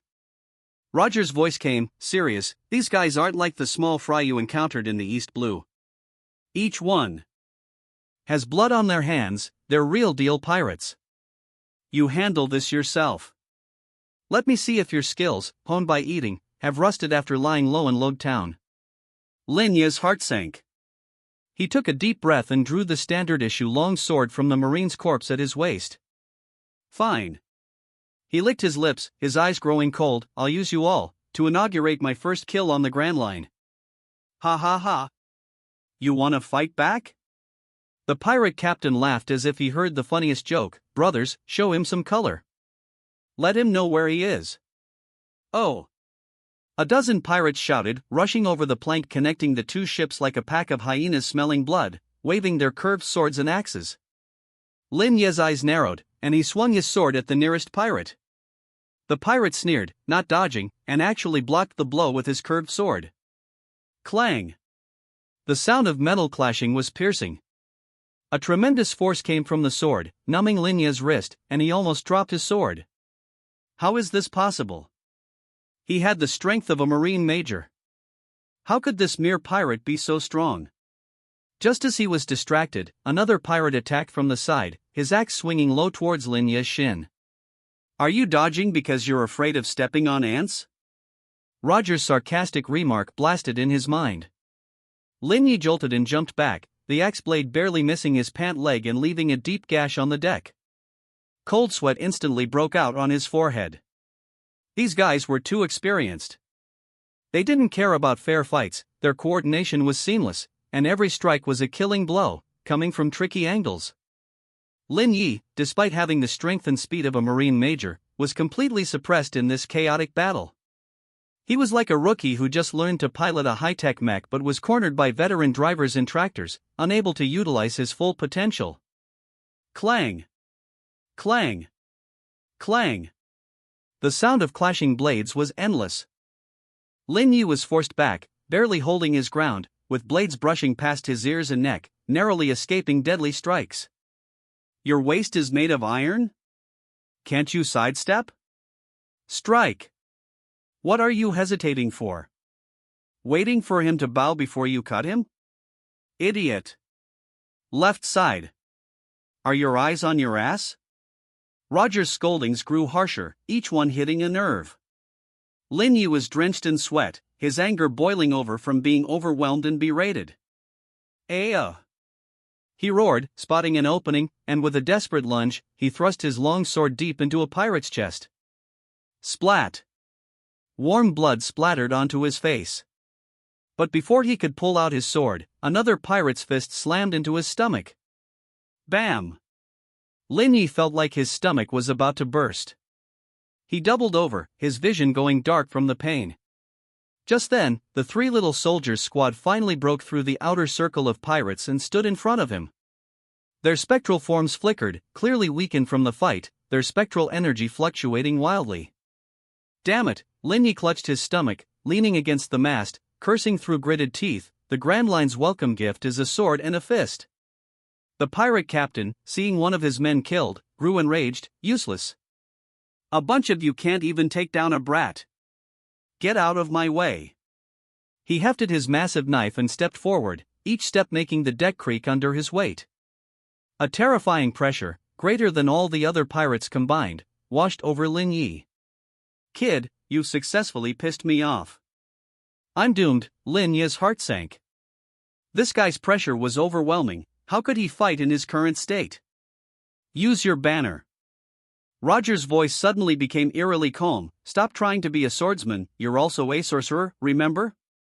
Lin Ye's eyes widened, a wild gleam in them. He quickly raised his right hand, and a dark banner flickered in his palm. The captain paused, not understanding what he saw. The next second, an almost invisible dark shadow, like a striking snake, wrapped around his neck and tightened. Ugh! Ha! Ha! The captain's sneer froze, replaced by endless terror and suffocation. He clawed at his neck, trying to pry off the invisible force, but there was nothing to grab. His face turned purple, eyes bulging, legs thrashing wildly. Finally, he collapsed with a thud, his eyes wide open in disbelief. Silence fell over the scene. The remaining pirates, seeing their captain's gruesome end, screamed in terror and fled back to their ship, escaping in panic. Lin Ye finally breathed a sigh of relief, slumping to the ground, drenched in cold sweat. He looked at his still trembling hand, then at the carnage and the captain's warm corpse, and cursed after absorbing a few spectral energies. Damn it! Where's my buffet? This is a freaking trap. Roger's spectral form appeared beside him, arms crossed, looking down at his disheveled state with disdain. With your skills, you want to feast on the Sea King's buffet? You'll be the buffet for the Sea Kings first. Starting tomorrow, I'm doubling your training. Chapter 12, Devil Coach, Soaring Physique Bang. A gust of foul wind swept over, followed by a massive tail covered in slippery scales, as thick as a water bucket. It struck the deck of the small, dilapidated boat with a piercing whistle, leaving a devastating impact. Crack! The already strained wooden boards shattered instantly, sending splinters flying everywhere. Damn! Lin Yi tumbled awkwardly, barely dodging a blow that could have turned him into mincemeat. Icy seawater gushed through the cracks in the deck, soaking his back and sending a shiver down his spine. Before he could catch his breath, the shark-like Sea King had already turned around, its basketball-sized eyes, gleaming with a cruel red light, locked onto him. Gulp! Lin Yi swallowed hard, his hand gripping the knife tightly, palms sweating. This was the third sparring partner he had faced today. Is that what you call dodging? You're just greeting it for the new year. Roger's lazy figure floated leisurely at the top of the mast, his words sharp and piercing. Is your waist a steel pipe? Can't you twist a bit? Look at your stiff movements, like a zombie fresh out of the ground, the kind with arthritis. Shut up! Lin Yi growled, lunging towards the Sea King's side. Ever since that last encounter with a group of ragtag pirates, Roger had taken it upon himself to put Lin Yi through hellish training. The training was simple: go to this area infested with Sea Kings every day and lure at least 3 lieutenant-level Sea Kings. The rules were even simpler, and more deadly: no using the 10,000 souls banner to directly strangle them. He had to use his knife, his fists, and his body as soft as cotton to engage in close combat until the opponent was exhausted, then deliver the final blow. Your body is the vessel that will hold all the strong spirits in the future, Roger, this devil coach, had said. If you don't toughen it up now, you won't be able to handle a vice admiral's spirit, let alone refine one of the 4 emperors. Lin Yi understood the logic. But understanding was one thing, being chased around the ship by a monster the size of a truck was another. It was fucking exhilarating. Clang! Lin Yi's long knife struck the Sea King's hard dorsal fin, sending sparks flying and leaving a shallow white mark. The immense recoil forced him back several steps, his hands numb from the impact. Opportunity! The Sea King seized this moment, its massive jaws snapping down with a foul stench that could kill. Idiot! Left side! Are your eyes on your ass? Roger's roar echoed in his mind. Lin Yi's body reacted instinctively, rolling to the left just as the shout rang out. Boom! The Sea King's jaws clamped shut with a deafening crunch, shattering the deck where Lin Yi had just been standing. Cold sweat trickled down Lin Yi's forehead. If he had been half a second slower. Don't space out. It's out of breath. Roger's voice rang out again. Lin Yi's eyes narrowed, pushing aside the lingering fear.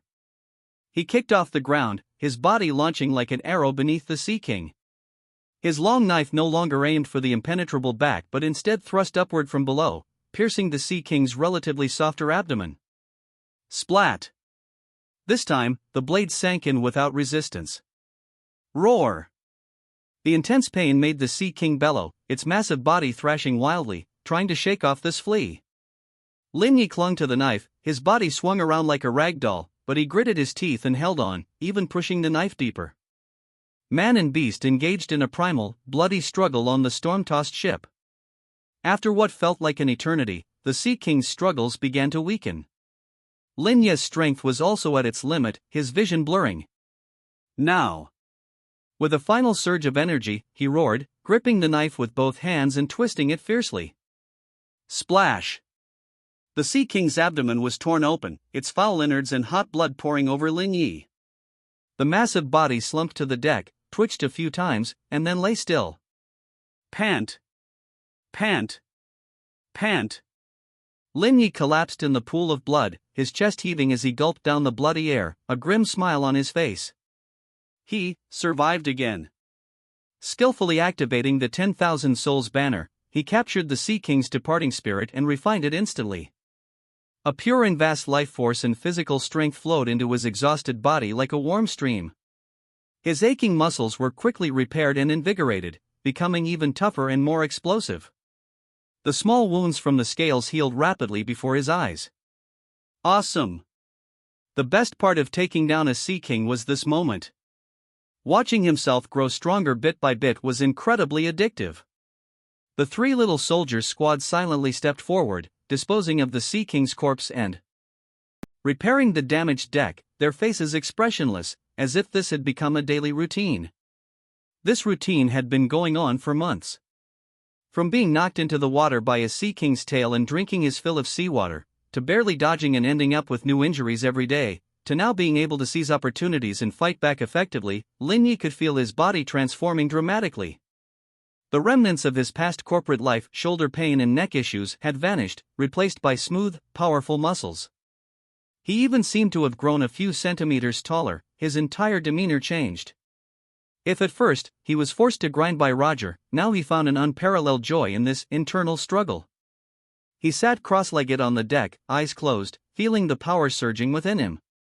It was an unprecedented sense of fulfillment. After refining the spirits of dozens of small sea kings, his physical strength had been pushed from lieutenant level to commander level.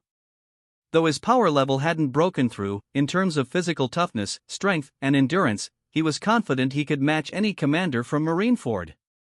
Not bad, Roger's figure floated down, giving a rare compliment that wasn't sarcastic. You finally look like a human, not a fragile porcelain doll anymore. Lin Yi grinned, about to say something cheeky. But Roger suddenly pointed towards the distant horizon. On the shimmering sea surface, a gigantic shadow, like a small mountain, slowly emerged. Its size dwarfed all the sea kings Lin Yi had faced before. A fierce and brutal aura radiated from it, making one's heart tremble from afar. Roger's lips curved into a devilish smile. Today's bonus round has arrived. Go, Pikachu, no, wait, go, Lin Yi. Chapter 13 Unexpected Gain, Mini Sea Emperor Boom. Accompanied by a deafening roar, the giant whale-type sea king, whose body was comparable to a small island, crashed heavily onto the sea surface like an out-of-control mountain range, kicking up colossal waves tens of meters high. The small sailboat swayed violently amidst the surging waves, looking as if it would be smashed to pieces by the terrifying aftermath in the next second. Hoo, ha, hoo. Lin Yi leaned on the broken mast with one hand, kneeling halfway on the deck, his entire body soaked in blood and sweat, looking as wretched as if he had just crawled out of a meat grinder. His chest rose and fell violently, every breath pulling a tearing pain through his body. His right arm bone clearly felt dislocated. It was obvious that the monster's dying counterattack during the final clash had snapped it. This behemoth was on a completely different level compared to Lin Yi. It was more troublesome than all the previous sparring partners combined. If Roger hadn't momentarily stunned it with Haoshiku at the critical moment, allowing him to seize the opportunity and drive his blade into its eye with all his might, it was truly uncertain who would have ended up as the buffet today. Damn it, almost capsized. Lin Yi spat out a mouthful of bloody saliva, grinning, revealing a smile uglier than crying. Thrilling. So damn thrilling. He forced himself to stand up, his right hand hanging limply. He raised his left hand, and the faint black banner shadow shot out instantly, swooping down like a hungry vulture precisely towards the soul, emanating a majestic aura that had just left the giant whale sea king's body. Soul capture. Refining. Completed in one go. Buzz. A surge of physical strength, stronger and purer than any time before, poured into every limb and bone of Lin Yi like a bursting flood. Crack. Crack, crack. A sound like frying beans erupted from within his body. The broken right arm, scoured by the majestic life energy, was forcefully straightened, reconnected, and healed at a speed that defied medical common sense. The muscles, originally pushed to their limit, swelled up again as if injected with the most efficient nitrogen pump, brimming with explosive power. All the small and large wounds across his body scabbed over, fell off, and recovered completely within a few breaths. So satisfying. This feeling of being fully revived and leveling up on the spot was even more intoxicating than the world's strongest liquor. Lin Yi let out a hearty roar, feeling the ceaseless power surging within him. His height was forcefully extended again, shooting up to 1.9 meters. His muscle contours became even more balanced and solid. Standing there, he resembled a coiled leopard ready to strike. I feel like I could punch a cow to death right now. Lin Yi clenched his fully recovered right fist, sensing the power that was almost overflowing. Pathetic display, Roger's phantom appeared beside him, curling his lip with a look of disdain. Just a cow? With your physique now, punching through the iron plating of a marine warship is more than enough. He. Lin Yi chuckled foolishly. He could clearly feel that after refining the soul of this Sea King, his physique had finally crossed the threshold into the Commodore rank. All the suffering during this period was not in vain. Alright, stop grinning foolishly, quickly clean up the battlefield, Roger urged. This sea area just went through a massive storm, heaven knows what kind of monsters might be swept over. You got it. Lin Yi, in high spirits, commanded the 3 little soldiers' squad to deal with the Sea King's corpse while he hummed a little tune and began repairing the tattered sailboat. The boat slowly drifted into the distance, following the current. Just then, Roger let out an "ah" and pointed towards a massive piece of wreckage floating on the sea not far away. Kid, go check that out. Lin Yi followed the direction he pointed and saw the wreckage of a small island, completely torn apart by the storm, floating quietly on the sea. Broken trees, fractured rocks, and some unrecognizable building fragments constituted a scene of apocalypse. A mass grave? Lin Ye's eyes lit up. To him, a place like this was no different from the discount clearance section at a bargain store. He immediately steered the small boat over, his spiritual power sweeping every inch of the wreckage like radar. Unfortunately, the storm was too violent. Most creatures hadn't left complete corpses, and their souls had long since dissipated. TCH, got excited for nothing. Lin Yi was somewhat disappointed and was about to leave. Suddenly, his spiritual power detected a faint yet extraordinarily unique energy fluctuation on a shallow sandbar at the edge of the wreckage. The feeling was like finding a tiny pearl within a pile of sand. His heart stirred, and he jumped off the boat, wading through the knee-deep seawater to walk over. He pushed aside a few broken driftwood pieces, and a small corpse came into view. Was that a Sea King? It was very small, only about the size of a dolphin, completely lacking the ferocious and terrifying appearance of other Sea Kings. Instead, it looked somewhat cute. Its corpse was preserved perfectly, presenting a dreamlike deep blue color all over its body, as if it had been carved from the purest sapphire. Even though it was dead, a faint, extremely pure ocean energy seemed to linger around its body. What species is this? Lin Yi was a bit baffled. He had hunted so many Sea Kings and had never seen one that looked like this. Never mind the species, quickly. Capture the soul. Roger's voice suddenly became somewhat hurried, even carrying a trace of imperceptible excitement. This little thing is not simple. Lin Yi's heart tightened, and he immediately activated the 10,000 souls banner. A faint blue, palm-sized mini-soul was drawn out from the small corpse and slowly flew into the banner. Lin Yi submerged his consciousness into it, carefully examining this newly acquired soul. Upon seeing it, he was completely stunned. Weak. Extremely weak. The strength of this soul, let alone compared to the Commodore level 1 from just now, couldn't even match the Shark Sea King he had fished up earliest at Marineford. But beneath this weakness lay a terrifying potential, vast as the sea, that Lin Yi had never seen before. If the souls of other Sea Kings were a cup already filled to the brim with water, then this soul was a bottomless, giant empty bottle. Its plasticity, its growth ceiling, was ridiculously high. Moreover, this soul's affinity with the ocean was high to an unbelievable degree. Lin Yi even felt that given enough time and nourishment, it could influence the tides of an entire sea area. I struck gold. Lin Yi's voice trembled. More than just striking gold. Roger's voice was also filled with astonishment. Kid, your luck is truly heaven-defying. This little thing is probably the cub of some extremely rare ancient Sea King that unfortunately ran into the storm shortly after being born. It naturally possesses an extremely strong affinity for ocean energy. Cultivate it well, and in the future, on the vast sea, it will be your home ground. Controlling the sea for you will be a small matter. Lin Yi's heart pounded boom boom boom. He felt even more excited than when he had refined the Commodore level soul just now. No matter how strong the physique, it was still land forces. But with this little thing, he could form a navy in the future. Dominating both land and sea, who could withstand that? Ha ha ha ha. Lin Yi held the mini-soul and couldn't help but burst into loud laughter.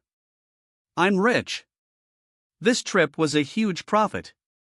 He looked at the azure soul, which was spinning around like a little sprite in the banner's inner world, and the more he looked, the more he liked it. Since it's blue and related to the sea. From now on, you shall be named Vast Waves. As if understanding its new name, the azure soul affectionately rubbed against Lin Yi's consciousness, transmitting a feeling of naive and pure joy. It can communicate? Lin Yi was surprised again. Its soul purity is extremely high, so it can naturally conduct simple mental communication, Roger explained. This also makes it easier for you to cultivate it. Cultivate. It must be a priority for cultivation. Lin Yi was already making plans. He unsparingly fed Vast Waves all the scrap material generated from refining the previous Sea King's soul, those soul fragments containing pure physical energy.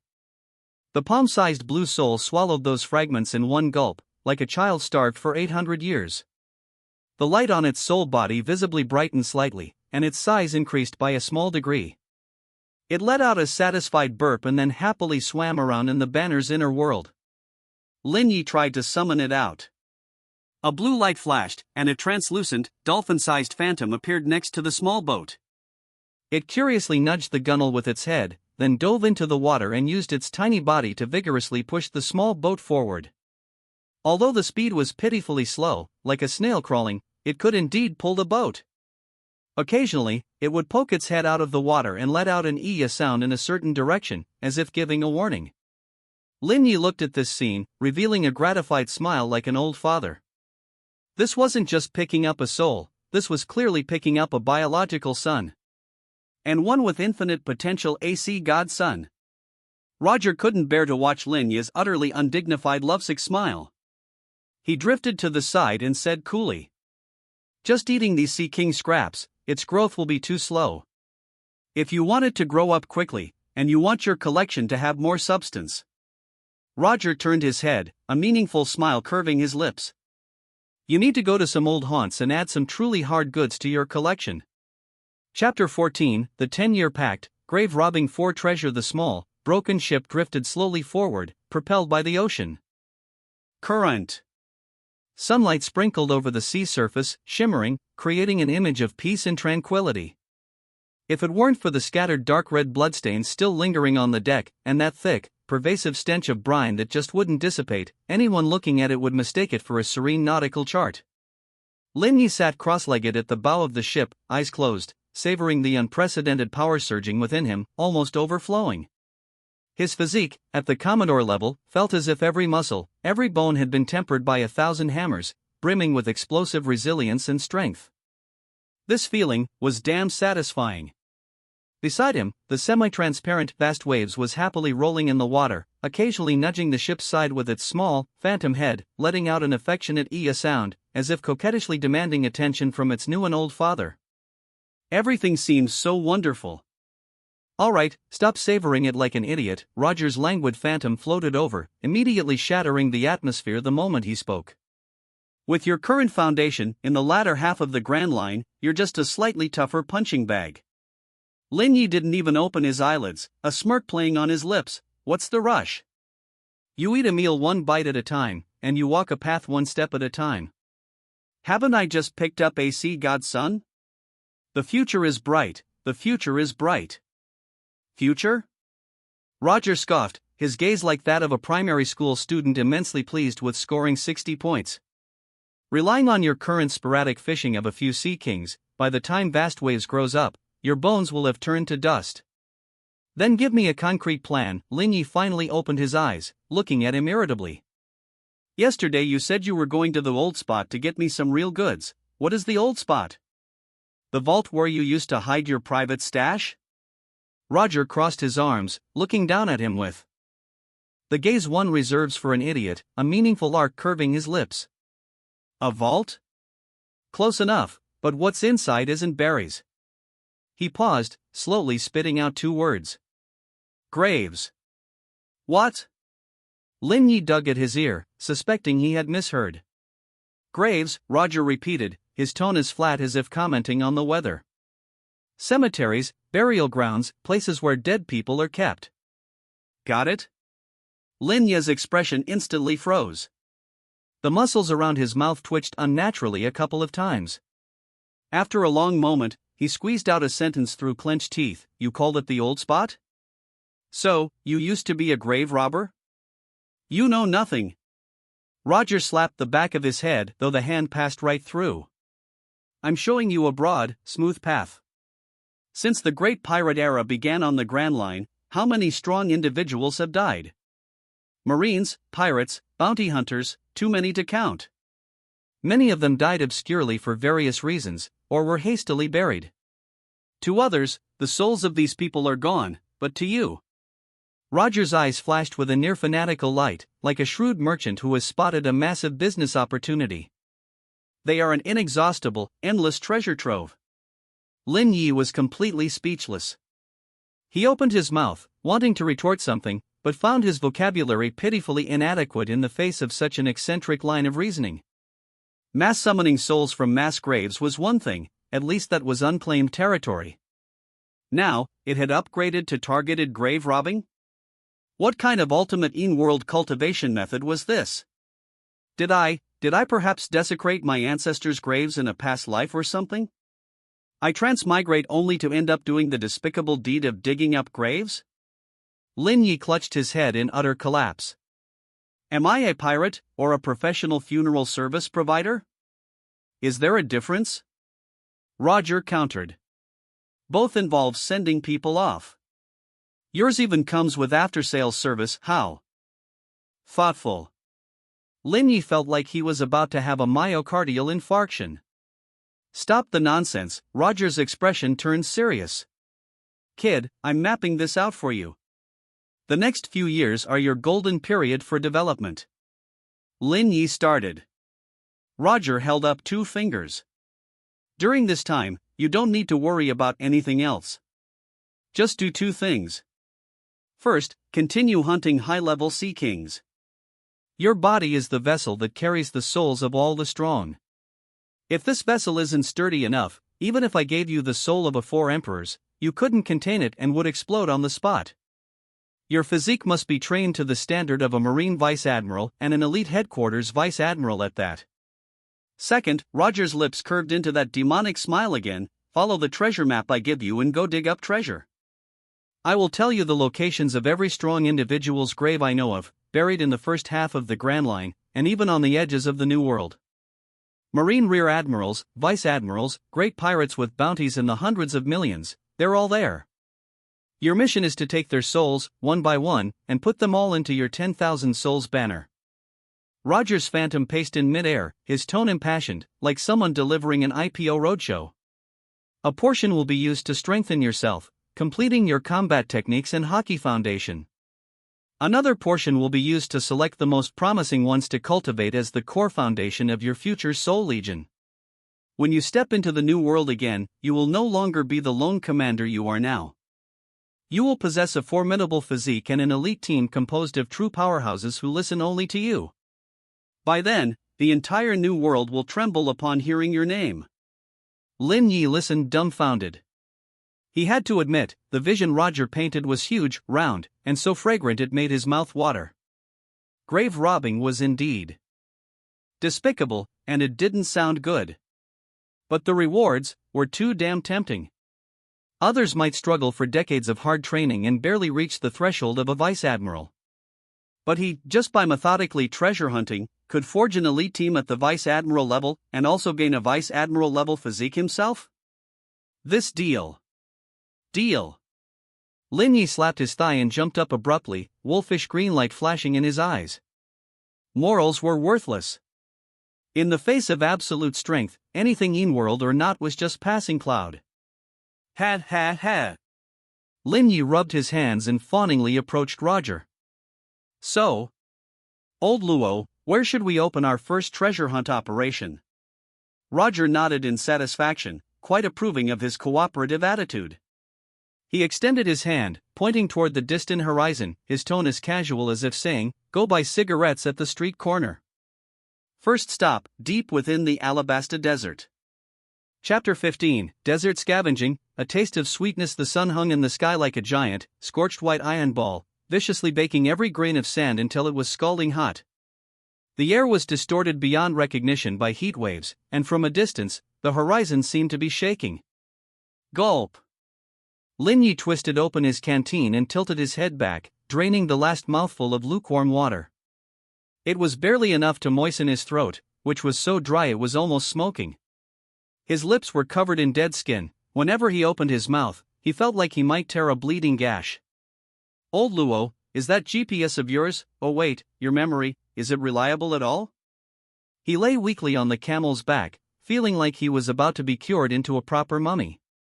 "It's the 5th day already. Forget a tomb, I haven't even seen a single hair. I seriously suspect we walked in the wrong direction." This attire was the local specialty of Alabasta, which he had spent a fortune acquiring, a loose, wide white robe that covered his entire body, exposing only his eyes. Even so, the pervasive heat was making him dizzy and nauseous. Beside him, the phantom of Roger floated leisurely in mid-air with his arms crossed. Not a single bead of sweat appeared on him. Hearing Lin Yi, he merely glanced over lazily. "Shut up. Calm heart brings natural coolness." "Easy for you to say. You're just a soul, of course you're cool." Lin Yi almost tumbled off the camel. "I'm flesh and blood. I feel like my brain matter is about to boil." "That just means your physique is still lacking." Roger's sharp tongue was as consistently effective as ever. A true powerhouse can isolate the effects of most harsh environments with just their physique. Your current state is just a brittle ice cream with a relatively hard shell. Leave it out in the sun too long and it'll melt. Lin Yi choked on a retort, unable to spit it out. Damn it, he couldn't refute that. Behind him, the 3 little soldiers' squad, also wearing identical robes, silently led the camels, following step by step. Since they were souls, they were naturally unaffected by the scorching heat, walking as steadily as 3 statues. "Once we climb over that dune ahead, we'll be there." Roger pointed to a towering dune nearby, its ridges beautifully curved by the wind. "Be patient. Treasure hunting isn't a dinner party." Lin Yi sighed and could only resign himself to fate. The group trudged up the dune, one foot sinking deep after the other. When Lin Yi's vision crossed the crest of the hill and looked toward the other side, his eyes suddenly lit up. In the depths of that boundless golden desert, on the leeward side, stood a pile of scattered rocks. The rock pile was inconspicuous, mostly buried by the yellow sand, with only a few angular black stones stubbornly exposed, resembling a forgotten skeleton. In the surrounding flat sand, this pile of rocks looked incredibly conspicuous. "That's the spot." Roger's tone carried a hint of a smile. "Holy crap! It's actually here." Lin Yi instantly revived, casting aside all dizziness and dryness to the 9 heavens. He tumbled and scrambled down the dune, kicking up a trail of dust, heading straight for the pile of rocks. As he got closer, he realized it wasn't just a pile of ordinary rocks, but a rudimentary tomb severely eroded by wind and sand. On the central stone, a few faint, indistinct carvings could still be seen, resembling a name, but they were long unrecognizable. "All right, you go ahead." Roger's phantom solidified slightly, and an invisible mental force spread out from him. "I'll keep watch. This desert doesn't just have sand, there are also some big fellows who like to drag people into the sand for a snack." "Got it." Lin Yi rubbed his hands together, a smile appearing on his face, the kind a shrewd merchant gets when spotting a limited edition item. "Grave robbing. Heh, once you get used to it, it's actually kind of thrilling." He walked up to the stone pile but didn't immediately start moving the stones. Instead, he took a deep breath and slowly raised his right hand. A faint black banner shadow flashed across his palm. Buzz, an invisible wave, centered on his palm, silently permeated beneath the scalding yellow sand, like ink dropped into clear water. His mental power followed the guidance of the banner's shadow downward, and he soon saw several skeletons buried deep in the sand. "Found them." Lin Ye's eyes sharpened, and he urged with his mind. Rise. Instantly, the sand surrounding the tomb began to shake violently without any warning. Rumble. Grayish-white phantoms, carrying an intense aura of unwillingness and resentment, were forcibly dragged out from under the sand by an invisible force. The phantoms maintained a human shape, their features twisted, emitting silent roars. A powerful aura mixed with violent resentment instantly swept out. TSK, quite a bit of resentment before death, ha, Lin Yi clicked his tongue, long accustomed to this. He flicked his wrist, and the power of the 10,000 souls banner instantly intensified. The roaring soul didn't even have a chance to struggle before it was sucked into the banner with a whoosh sound. Done, work complete. Lin Yi dusted the sand off his hands, completely satisfied. Time is the thing that is least valuable, and also the most valuable. The scene shifted. It was a winter day several years later on Drum Island, with heavy snow falling everywhere. Lin Yi, wrapped in thick cotton clothes, exhaling white mist, straightened up from behind a tombstone covered in white snow. Behind him, Roger's phantom yawned. A retired Marine Vice Admiral. The soul quality is acceptable, just a bit old, chi and blood are declining. Another shift. It was in the outer perimeter of the Florian Triangle, amidst the dense fog that never dispersed. The shabby little boat had been replaced with a sturdier medium-sized sailing ship. Lin Yi stood at the bow, having just collected the soul of a pirate captain whose resentment was soaring after having his shadow drawn out by Mariah. The resentment of the souls here is almost solidifying into substance. Great nourishment. 10 years passed in the blink of an eye. Lin Yi's footprints had nearly covered every named island in the first half of the Grand Line. His 10,000 souls banner was stuffed with all sorts of souls, ranging from marine vice admirals down to petty pirates with bounties in the tens of millions. It was a dazzling array, like a complete soul specimen library. And he himself, nourished continuously by hunting sea kings and refining the souls of some powerhouses, had a physique that was vastly different from before. Even Vast Waves, whom he treated like his own son, had grown from a dolphin-sized little darling into a behemoth several hundred meters long after devouring countless fragments of Sea King souls. Although its mind was still simple, it could now stir up considerable waves. On the deck of the sailing ship, Lin Yi sat cross-legged, looking at the hundreds of souls inside the banner, each with a different form and emitting a different aura. He wore the kind of deep, heartfelt satisfaction and joy usually only seen on an old farmer looking at his own granary. This was his KPI for the past 10 years. Just then, Roger's voice drifted faintly from beside him, like a basin of cold water poured over his head. There are quite a few souls, but their quality is uneven. You need to screen a few good prospects for focused cultivation, otherwise, they're all cannon fodder. Chapter 16, Elite 5, Hockey Seed Cannon Fodder. Roger's voice was light and airy, like a feather, but it hit Lin Yi's chest like a ton of bricks. You've got to be kidding me. Lin Yi jumped up from the deck, pointing at the dense cluster of soul lights floating in the shadow of the 10,000 souls banner. He was furious. Cannon fodder? You call this cannon fodder? This is my life's work. 10 whole years. Do you know what I've been through these past 10 years? He counted on his fingers, his face a picture of grief and indignation. I've been through wind and rain. If I wasn't digging up graves, I was on my way to dig up graves. I dealt with dead people's bones every day, my handsome face was almost covered in livor mortis. I finally saved up this little nest egg, and you dismiss it with cannon fodder? Is there no justice? Roger's shadow crossed its arms and looked at him with an expression one might use for a dim-witted landowner's son, a mocking smile hanging on his lips. Oh? 10 years of hard work? He leisurely floated to the cluster of soul lights and casually pointed at them. This one, a Marine colonel, killed in internal strife, weak willpower. That one, a pirate captain, bounty of 1,000,000,000, only thought about women and alcohol, mediocre talent. And this one, a Marine rear admiral, got his position through flattery, fights like a street thug. With each soul he pointed at, Lin Yi's face darkened.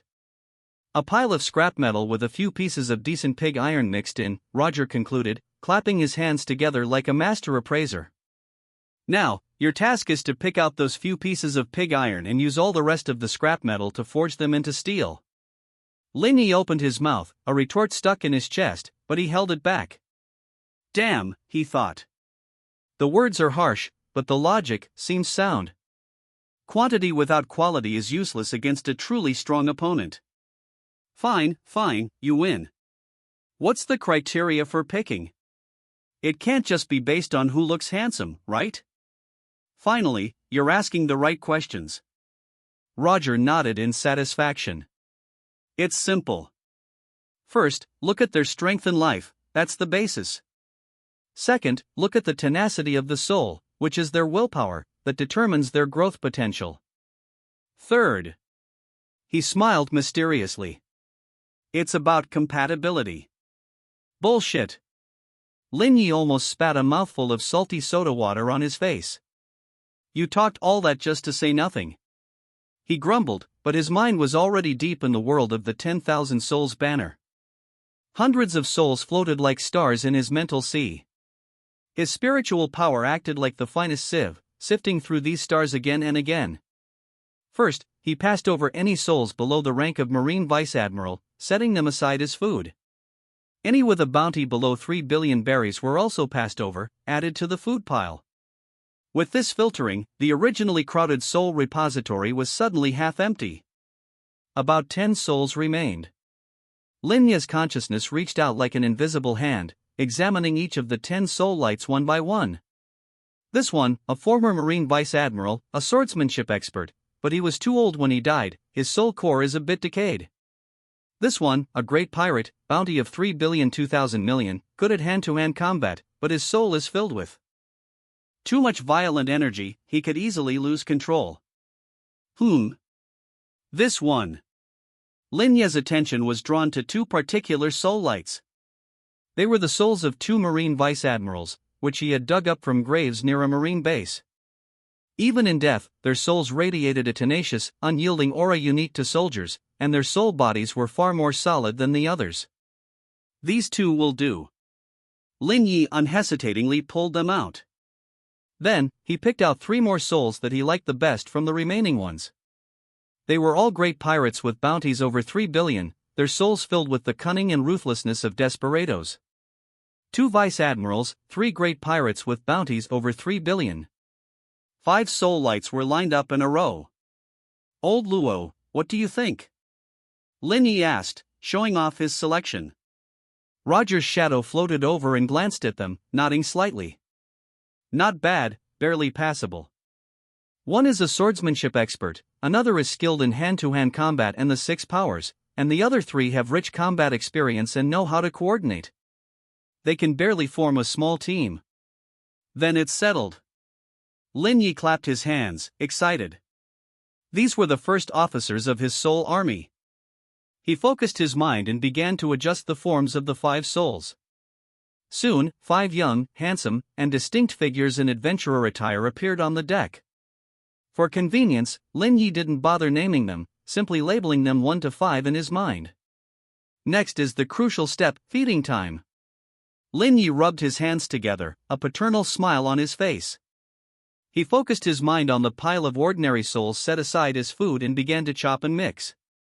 A vast amount of ordinary souls were broken down by his spiritual power into the purest soul fragments, turning into streams of gray-white energy that flowed continuously into the Elite 5. The 5 soul lights greedily absorbed the energy, their soul bodies becoming more solid and bright.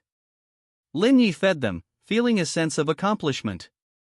The joy of personally cultivating an SSR, who could understand it? But as he fed a large stream of pirate soul fragments to one of the former Marine Vice Admiral souls, he frowned slightly. He sensed something unusual. The other 4 souls simply absorbed the energy, but this one, it felt different. It seemed to be absorbing something else along with the soul fragments. An intangible, barely perceptible energy that floated in the world. Lin Yi had always vaguely sensed this energy, especially after his body and spiritual power had increased. He had thought it was something like qi. But now, this soul was actively absorbing this energy? Old Luo, come quick. This one's weird. Lin Yi exclaimed, as if he had discovered a new continent. Look at it, it seems to be absorbing hockey. He couldn't find a better word to describe the energy, so he used the term he was most familiar with. Roger's shadow instantly floated over, observing for a moment, his eyes widening in surprise. Interesting. He circled the soul, examining it like a rare treasure. This soul is drawing in ambient energy while absorbing soul fragments. No, it's not entirely hockey, it's more like a seed of spirit. Roger stroked his chin, pondering. It's possible that this person had an extremely special talent in life, a natural-born potential to become a king, so even in death, his soul retains this characteristic. He turned to Lin Yi, his eyes shining with excitement. Kid, you found a genius. Feeded more Sea King souls. Those things are full of life force and spirit. Let's see if we can stimulate this seed to grow into something. Got it. Lin Yi was invigorated and immediately pulled out the soul fragments of a commander-level Sea King he had previously hunted, stuffing them all into the soul labeled 2. A surge of life energy and soul essence flooded in, and 2's soul body trembled, shining brightly. Just as Lin Yi focused all his spiritual power, eager to see what would happen, he thought he saw, at the edge of the brilliant soul light, a thin, black, lightning-like arc flash and disappear. Crackle. A barely audible sound. Then, nothing. Lin Yi blinked, staring intently for a long time. The soul light continued to absorb energy steadily, with no further anomalies. Did I just see things? He rubbed his eyes, muttering to himself uncertainly. Had he been digging up too many graves lately and was now seeing things due to exhaustion? Chapter 17, 10 Years of Honing, Initial Success. The sea breeze carried a hint of salt and coolness, sweeping across the deck. Lin Yi sat cross-legged at the bow, eyes closed, holding an ordinary long knife. He meticulously wiped it with a clean deer skin. His movements were slow and steady, with an odd rhythm. Time, it's a bastard. Sometimes it's slow like a snail, like when you're being chased by a sea king, other times it's fast like a wild dog off its leash, and before you know it, 10 years have passed. His aura was completely different from the reckless youth who relied on petty tricks in Logtown 10 years ago. His once slim frame was now robust, with muscles carved like granite beneath his loose robe. His skin was a healthy bronze from years of sun and rain, crisscrossed with scars, each a badge of honor earned with his life. Ha! A long, turbid breath escaped his lips, lingering in the cool air like a white ribbon. I say, are you meditating?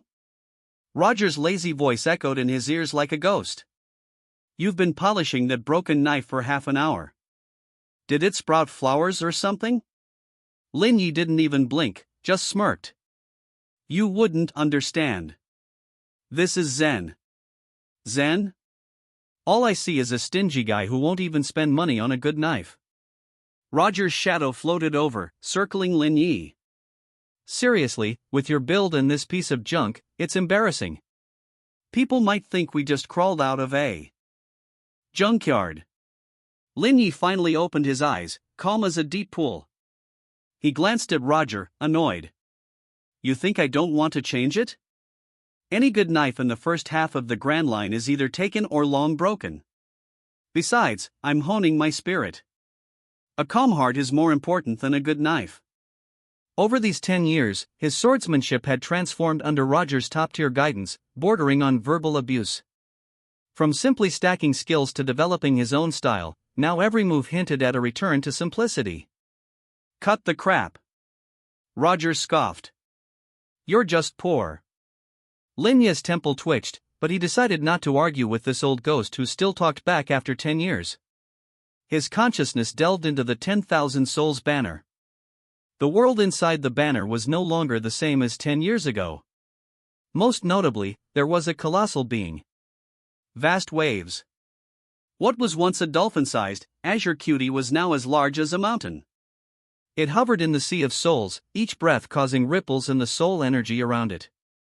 This power came from consuming countless Sea King soul fragments. Now, it didn't need Lin Yi's small ship, it could carry Lin Yi and his crew at the speed of a warship. Around vast waves, 5 glowing orbs with a steady presence orbited like satellites. The Elite 5. Lin Ye's greatest achievement over the years. He had fed all the most promising souls he dug up to these 5. The rest, along with countless Sea King souls, became the highest grade dog food. Come out, show yourselves. Lin Yi willed it, and 5 figures silently appeared behind him. Dressed in uniform black adventurer gear, they were handsome and stood tall. No killing intent leaked, no unnecessary movements. They stood like silent statues, yet exuded a pressure heavier than 1,000 troops. Their eyes were calm, as if countless life and death battles had flattened all emotions. Each was a genuine Marine Headquarters Vice Admiral level fighter. Roger floated to the 5, inspecting them like weapons from his own factory. Not bad. He stroked his chin, finally showing a hint of satisfaction. Stable aura, solid soul bodies, good foundation. They won't embarrass me. His gaze fell on the second one. The soul naturally attracted to hockey. Lin Yi had given it special treatment, supplying it with countless powerful Sea King soul fragments.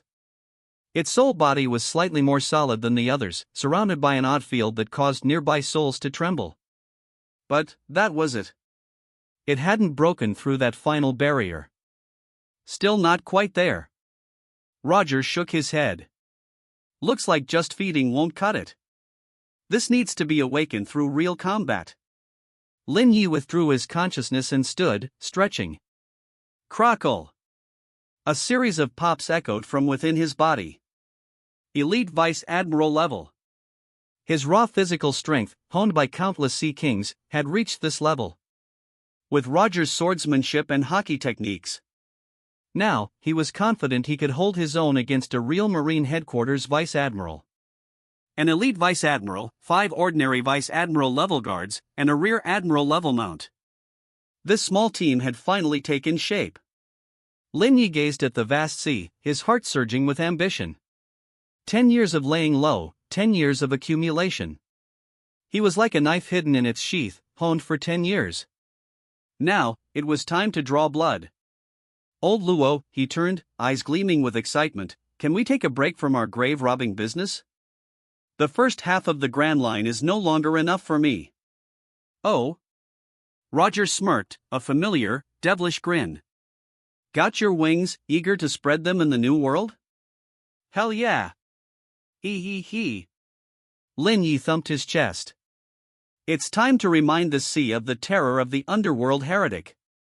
He. Roger laughed, his gaze distant. After all this nurturing, it's time to let you off the leash. First, let's stop by Alabasta for supplies. Crocodile's territory has been quite lively lately. Chapter 18, Wind Rises, Sand Surges, Old Shah's little brother, the port city of Alabasta, Nanohana.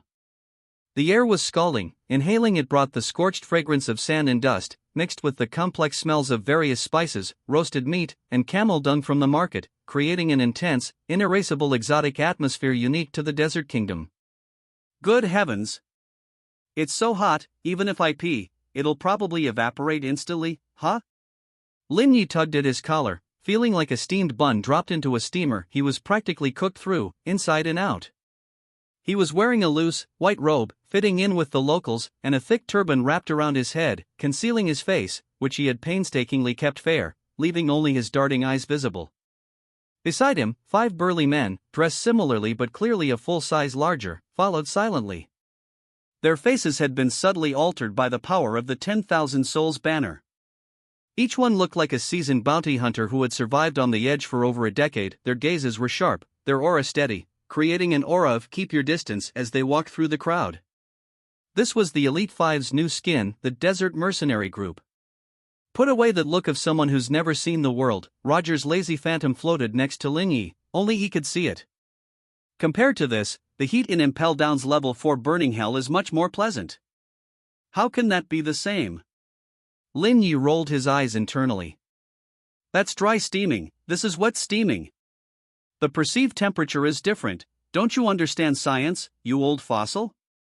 While bickering with Roger, he looked around the city with interest. Nanohana was bustling, merchants and locals of various complexions and attire mingled in the streets. However, beneath this prosperity, Lin Yi sharply detected a trace of something wrong. It was too quiet. Not quiet in terms of sound, but in atmosphere. Most of the local residents wore expressions of suppressed misery and vigilance.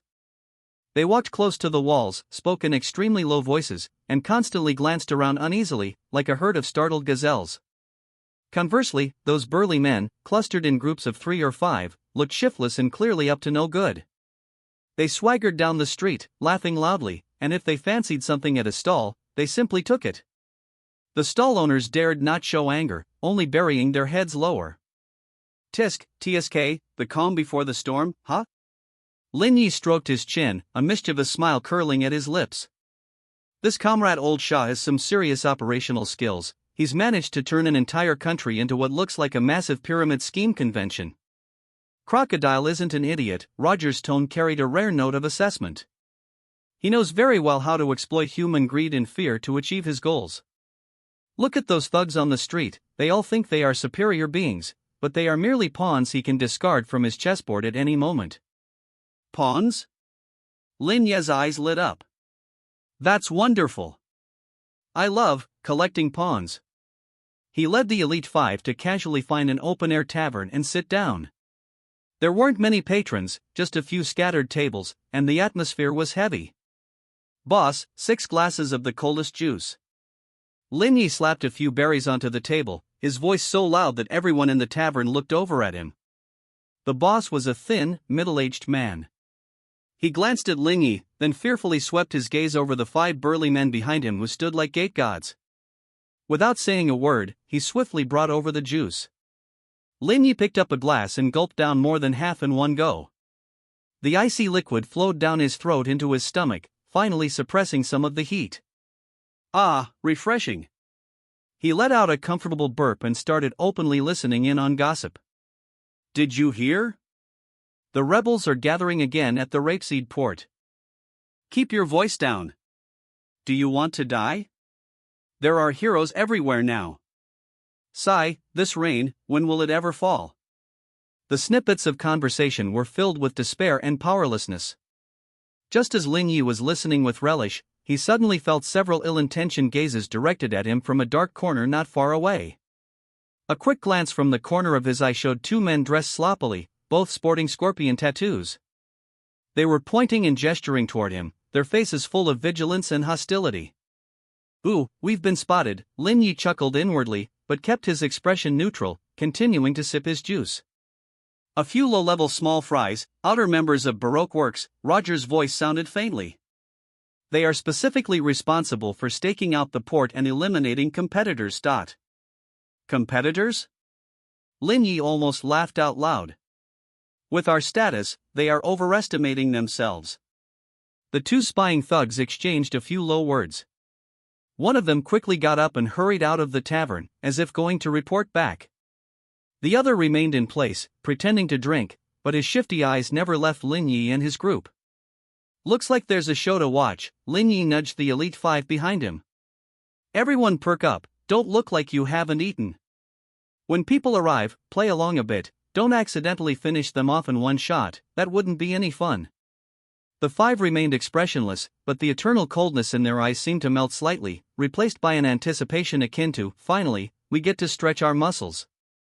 Lin Yi slowly finished the juice in his glass and asked the boss for a refill. He waited for about 10 minutes. The door of the tavern was kicked open. Crash! Blinding sunlight flooded in from outside as 7 or 8 burly men carrying scimitars, surrounding a man wearing a wide-brimmed cowboy hat and chewing on a toothpick, swaggered in aggressively. The entire tavern instantly fell silent. Enough to hear a pin drop. The patrons ducked their heads like frightened rabbits, afraid of attracting the group's attention. The man in the cowboy hat scanned the tavern with eyes like a hawk, finally landing precisely on Lin Yi's table. The corner of his mouth split into a grin, revealing teeth yellowed by smoke. He walked over slowly, his subordinates automatically spreading out to surround Lin Yi's table. A tense and dangerous atmosphere permeated the air. The cowboy hat man reached the table and looked down condescendingly at Lin Yi, who was sitting leisurely, then glanced at the 5 bodyguards behind him who couldn't even be bothered to lift an eyelid. He spat the toothpick onto the ground and ground it under the tip of his shoe, then spoke with a forced, insincere smile. "You gentlemen look new around here. Are you here in Alabasta on business?" Chapter 19, 3 minutes, Total Annihilation. Outside of Naha City, the desert shimmered with heat waves, like a giant invisible steamer. The air was thick with tension and danger, almost palpable. The cowboy hat-wearing man, Mr. 11, a high-ranking agent of Baroque Works, eyed the young man before him with the interest of a cat toying with a mouse. "Any advice?"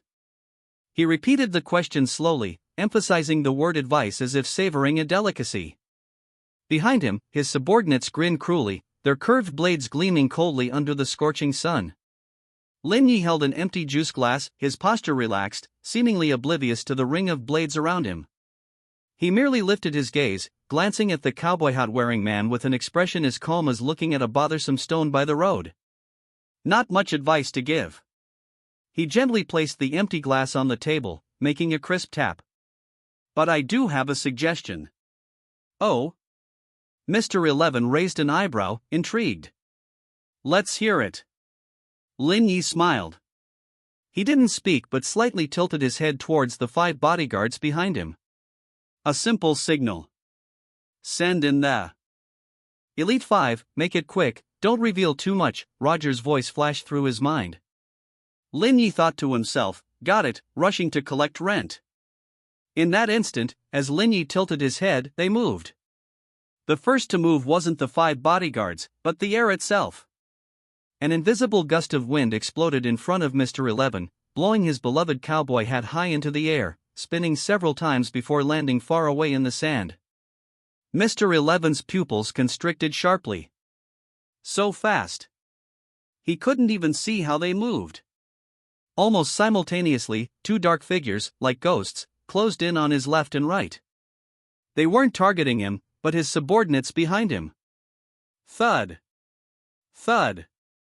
2 muffled sounds of blades piercing flesh rang out almost simultaneously. The 2 pirates in front had grins frozen on their faces, but their chests already bore fist-sized holes, blood spurting like fountains. The attackers were 2 members of the Elite 5. Their actions were swift and brutal, one punching, one slashing, with no flashy moves, just pure, swift, and ruthless killing. Enemy attack. The remaining pirates finally reacted, screaming and raising their weapons. But it was too late. In the moment the 2 attacked, 3 more figures struck from impossible angles, cutting into their formation from 3 blind spots. One left, one right, one from behind. Like a well-oiled killing machine, they instantly completed the encirclement and annihilation. Blades flashed. Swords struck. And a fist covered in a faint, dark glow. The special soul-infused number 2 struck with a fist, the wind from his punch creating a sharp sonic boom. A pirate instinctively blocked with his curved blade, but the steel shattered like a fragile cookie upon impact. The black fist continued, landing solidly on the pirate's chest. Bang! The pirate's body flew backward like a broken sack, the sound of his collapsing chest bones clearly audible.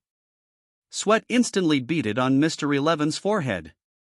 Where the hell did these monsters come from? Each of them was far stronger than his subordinates. This wasn't a fight, it was a one-sided massacre. In less than 3 minutes. Perhaps not even 1 minute. As the last subordinate gurgled and fell into a pool of blood, the world fell silent.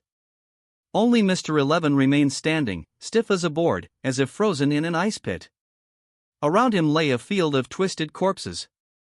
The 5 black-clad figures returned to the young man's side, resuming their silent, statue-like stance, as if the bloody massacre had nothing to do with them. Not a drop of blood stained their black clothes. Mr. 11 felt his throat dry up, swallowing hard. Who the hell are you people? Do you know who we work for? Of course. Lin Yi finally stood up, walking towards him with a harmless smile. Baroque Works, right? The Shichibukai, Crocodile's men, I know them well. Mr. 11 felt a slight relief. As long as they knew the Shichibukai's name, there might still be room for negotiation. He was about to say something more. A cold, emotionless sword flashed past before his eyes. Too fast for him to react. He felt a slight chill on his neck, as if bitten by a mosquito. He looked down to see what had happened. Then he saw his own body. His headless body stood straight for a moment before falling backward like a log. Ugh! That was his last thought. Thud! The body hit the ground, kicking up a cloud of sand. The swordsman from the Elite Five elegantly sheathed his sword, his movements as graceful as a nobleman's. Lin Yi didn't even glance at the corpse, merely raising his hand to lazily collect the departing souls of the agent and his thugs into the 10,000 souls banner. He stretched, yawned, then seemed to remember something, looking at the carnage with a disdainful expression. Is that all? He muttered, the HR at Baroque Works is terrible, hiring these useless thugs. They're just here to boost my KPIs. Where to next for rent collection? Lin Yi stretched and yawned again, looking utterly bored, as if he had just casually swatted a few flies, not massacred a group of enemies. Behind him, the Elite Five silently dragged the bodies away, efficient as professional cleaners. Aren't you going to at least pretend? Roger's ghostly figure floated beside him, looking at him like he was crazy. You just killed a high-ranking agent of the Shichibukai, and you're acting like you're strolling in your backyard. Isn't that a bit too arrogant? Arrogant? Lin Yi raised an eyebrow, amused. I call it confidence. 10 years to sharpen a sword, the blade not yet tested. Today, I tested it and found, meh, it's just okay. Looks like Crocodile's company needs a personnel overhaul. As soon as he finished speaking, whoosh! A sudden gust of wind swept through. The air instantly became hot and thick, as if an invisible hand stirred the endless sands, forming towering sand tornadoes that sealed off the small oasis. The sky darkened. Not with clouds, but with endless sand blocking the sunlight. An oppressive force descended from above. The Elite Five instantly stopped, standing in front of Lin Yi, their eyes sharp as blades, staring intently at the churning sands. Lin Yi's relaxed demeanor finally faded slightly. He narrowed his eyes, but the corners of his mouth curved up in a battle-ready smile. Chapter 20, Shichibukai Crocodile. Woe, speak of the devil and he shall appear. The main attraction is here. In the center of the sandstorm, a tall figure slowly coalesced into shape. A dark pompadour, a hideous scar running across his face, gold earrings dangling from his ears, clad in a heavy black fur coat, a cigar clenched in his mouth emitting wisps of blue smoke. It was the Shichibukai, sand crocodile. His gaze was as cold as the deadliest scorpion in the desert. He slowly scanned the messy pile of corpses on the ground, finally landing on Lin Yi's face, which held a playful smile. Scum! Crocodile spat out 2 words, his voice hoarse, like sandpaper rubbing together. Who gave you the guts to kill my men on my territory? Your men? Lin Yi dug at his ear, looking utterly innocent. Oh, you mean these lumps on the ground? Sorry, I might have been a bit heavy-handed. Mainly, they were too brittle, they shattered before I even put much effort in. Crocodile's eyes instantly darkened to the point where water seemed ready to drip out. He slowly raised his right hand, the golden hook flashing with a cold light, aiming it at Lin Yi. It seems you're tired of living. Don't! Lin Yi quickly waved his hand. Please don't say that. I cherish my life very much. However, I dare say, you? Wanting to make me unable to live? I'm afraid, you're still a bit short. Boom! Before his words fell, the sand beneath Crocodile's feet exploded violently. His figure instantly vanished from the spot. Be careful. He's coming. Roger's voice exploded in Lin Yi's mind. No need for a reminder. The moment Crocodile moved, Lin Yi's observation haki had already captured that biting killing intent. He didn't even turn his head, gripping the hilt of his sword with his backhand, and swung fiercely backward. Clang! The harsh sound of metal collision erupted amidst the swirling sand. Crocodile, who had appeared behind Lin Yi at some unknown time, had his golden hook firmly pinned by Lin Yi's blade. Sparks flew. Not a bad reaction. Crocodile's mouth curved into a cruel arc. His left hand's 5 fingers spread wide, pressing toward Lin Yi's shoulder. Sandstorm. Whoosh. A small tornado of sand instantly formed in his palm, carrying terrifying suction and cutting power, threatening to shred Lin Yi's entire arm to pieces. Lin Yi's eyes narrowed. Instead of retreating, he advanced. His left shoulder dipped sharply, and at an extremely tricky angle, he narrowly avoided the fatal grab. Simultaneously, he smoothly rotated the long sword in his right hand, the blade sliding along the golden hook, sweeping upward. Swish! A sharp glint of the blade flew straight toward Crocodile's throat. However, as the blade passed, it seemed to cut through empty air. Crocodile's body had turned into a handful of quicksand and scattered with the wind a second before the blade touched him. Useless, kid. A hoarse voice came from all directions, carrying undisguised contempt. I am a Logia. Physical attacks are ineffective against me. The next second, the sand beneath Lin Yi's feet suddenly turned into a quicksand vortex. Countless arms made of sand stretched out from it, tightly grasping his feet. Desert sunflower. Lin Yi felt the ground vanish beneath him, and his entire body was dragged into the sand. Damn it! Playing dirty. Lin Yi cursed inwardly. The power within his body suddenly erupted. Armament hockey instantly covered his legs, and he gave a fierce tug. Bang! The sand exploded, and he shot up into the sky. But before he could stabilize himself, the sand above his head had already converged into a massive sand blade, whistling as it tore through the air, chopping down towards him. Desert Spada. Old Luo. This guy is a bit tricky. Lin Yi twisted his body in midair, swinging his sword to block, while still managing to complain. Nonsense. He's a veteran who retired from the New World. Do you think he's some street thug? Roger's voice carried a hint of disappointment. Use hockey. Is your armament hockey just for show? Wrap it around your blade and cut him. I know. Lin Yi took a deep breath, his eyes becoming focused. The pitch-black armament hockey rapidly covered the long sword in his hand like ink. Clang! The hockey-wrapped blade fiercely collided with the giant sand blade. This time, the sand blade couldn't penetrate directly as before. Instead, it was forcibly blocked. But the immense impact force still smashed Lin Yi back onto the ground, his feet plowing 2 deep furrows in the sand. Hockey? Crocodile was slightly surprised but immediately reverted to his cat and mouse demeanor. You have some skill, but it's not enough. He slammed both hands onto the ground. Sand shroud, heavy. Rumble. The sand of the entire oasis seemed to come alive. Countless streams of sand converged into a giant serpent of sand, opening its massive maw and lunging to swallow Lin Yi. Is this endless or what? Lin Yi's true fire was ignited. In the past 10 years, he had never fought so suffocatingly. He poured all his strength and hockey into this single strike, carrying a streak of scarlet blade light, fiercely cleaving into the body of the giant sand serpent. Sizzle! The blade edge, stained with blood, cut into the sand serpent like a red-hot branding iron cutting through butter. The massive body of the sand serpent began to rapidly solidify and collapse from the point of impact. Lin Yi broke through the giant serpent with one slash, his momentum undiminished, rushing straight toward Crocodile's main body. It's time to end this, Sand Crocodile. Crocodile's pupils contracted violently. He never imagined his weakness would be exposed so quickly.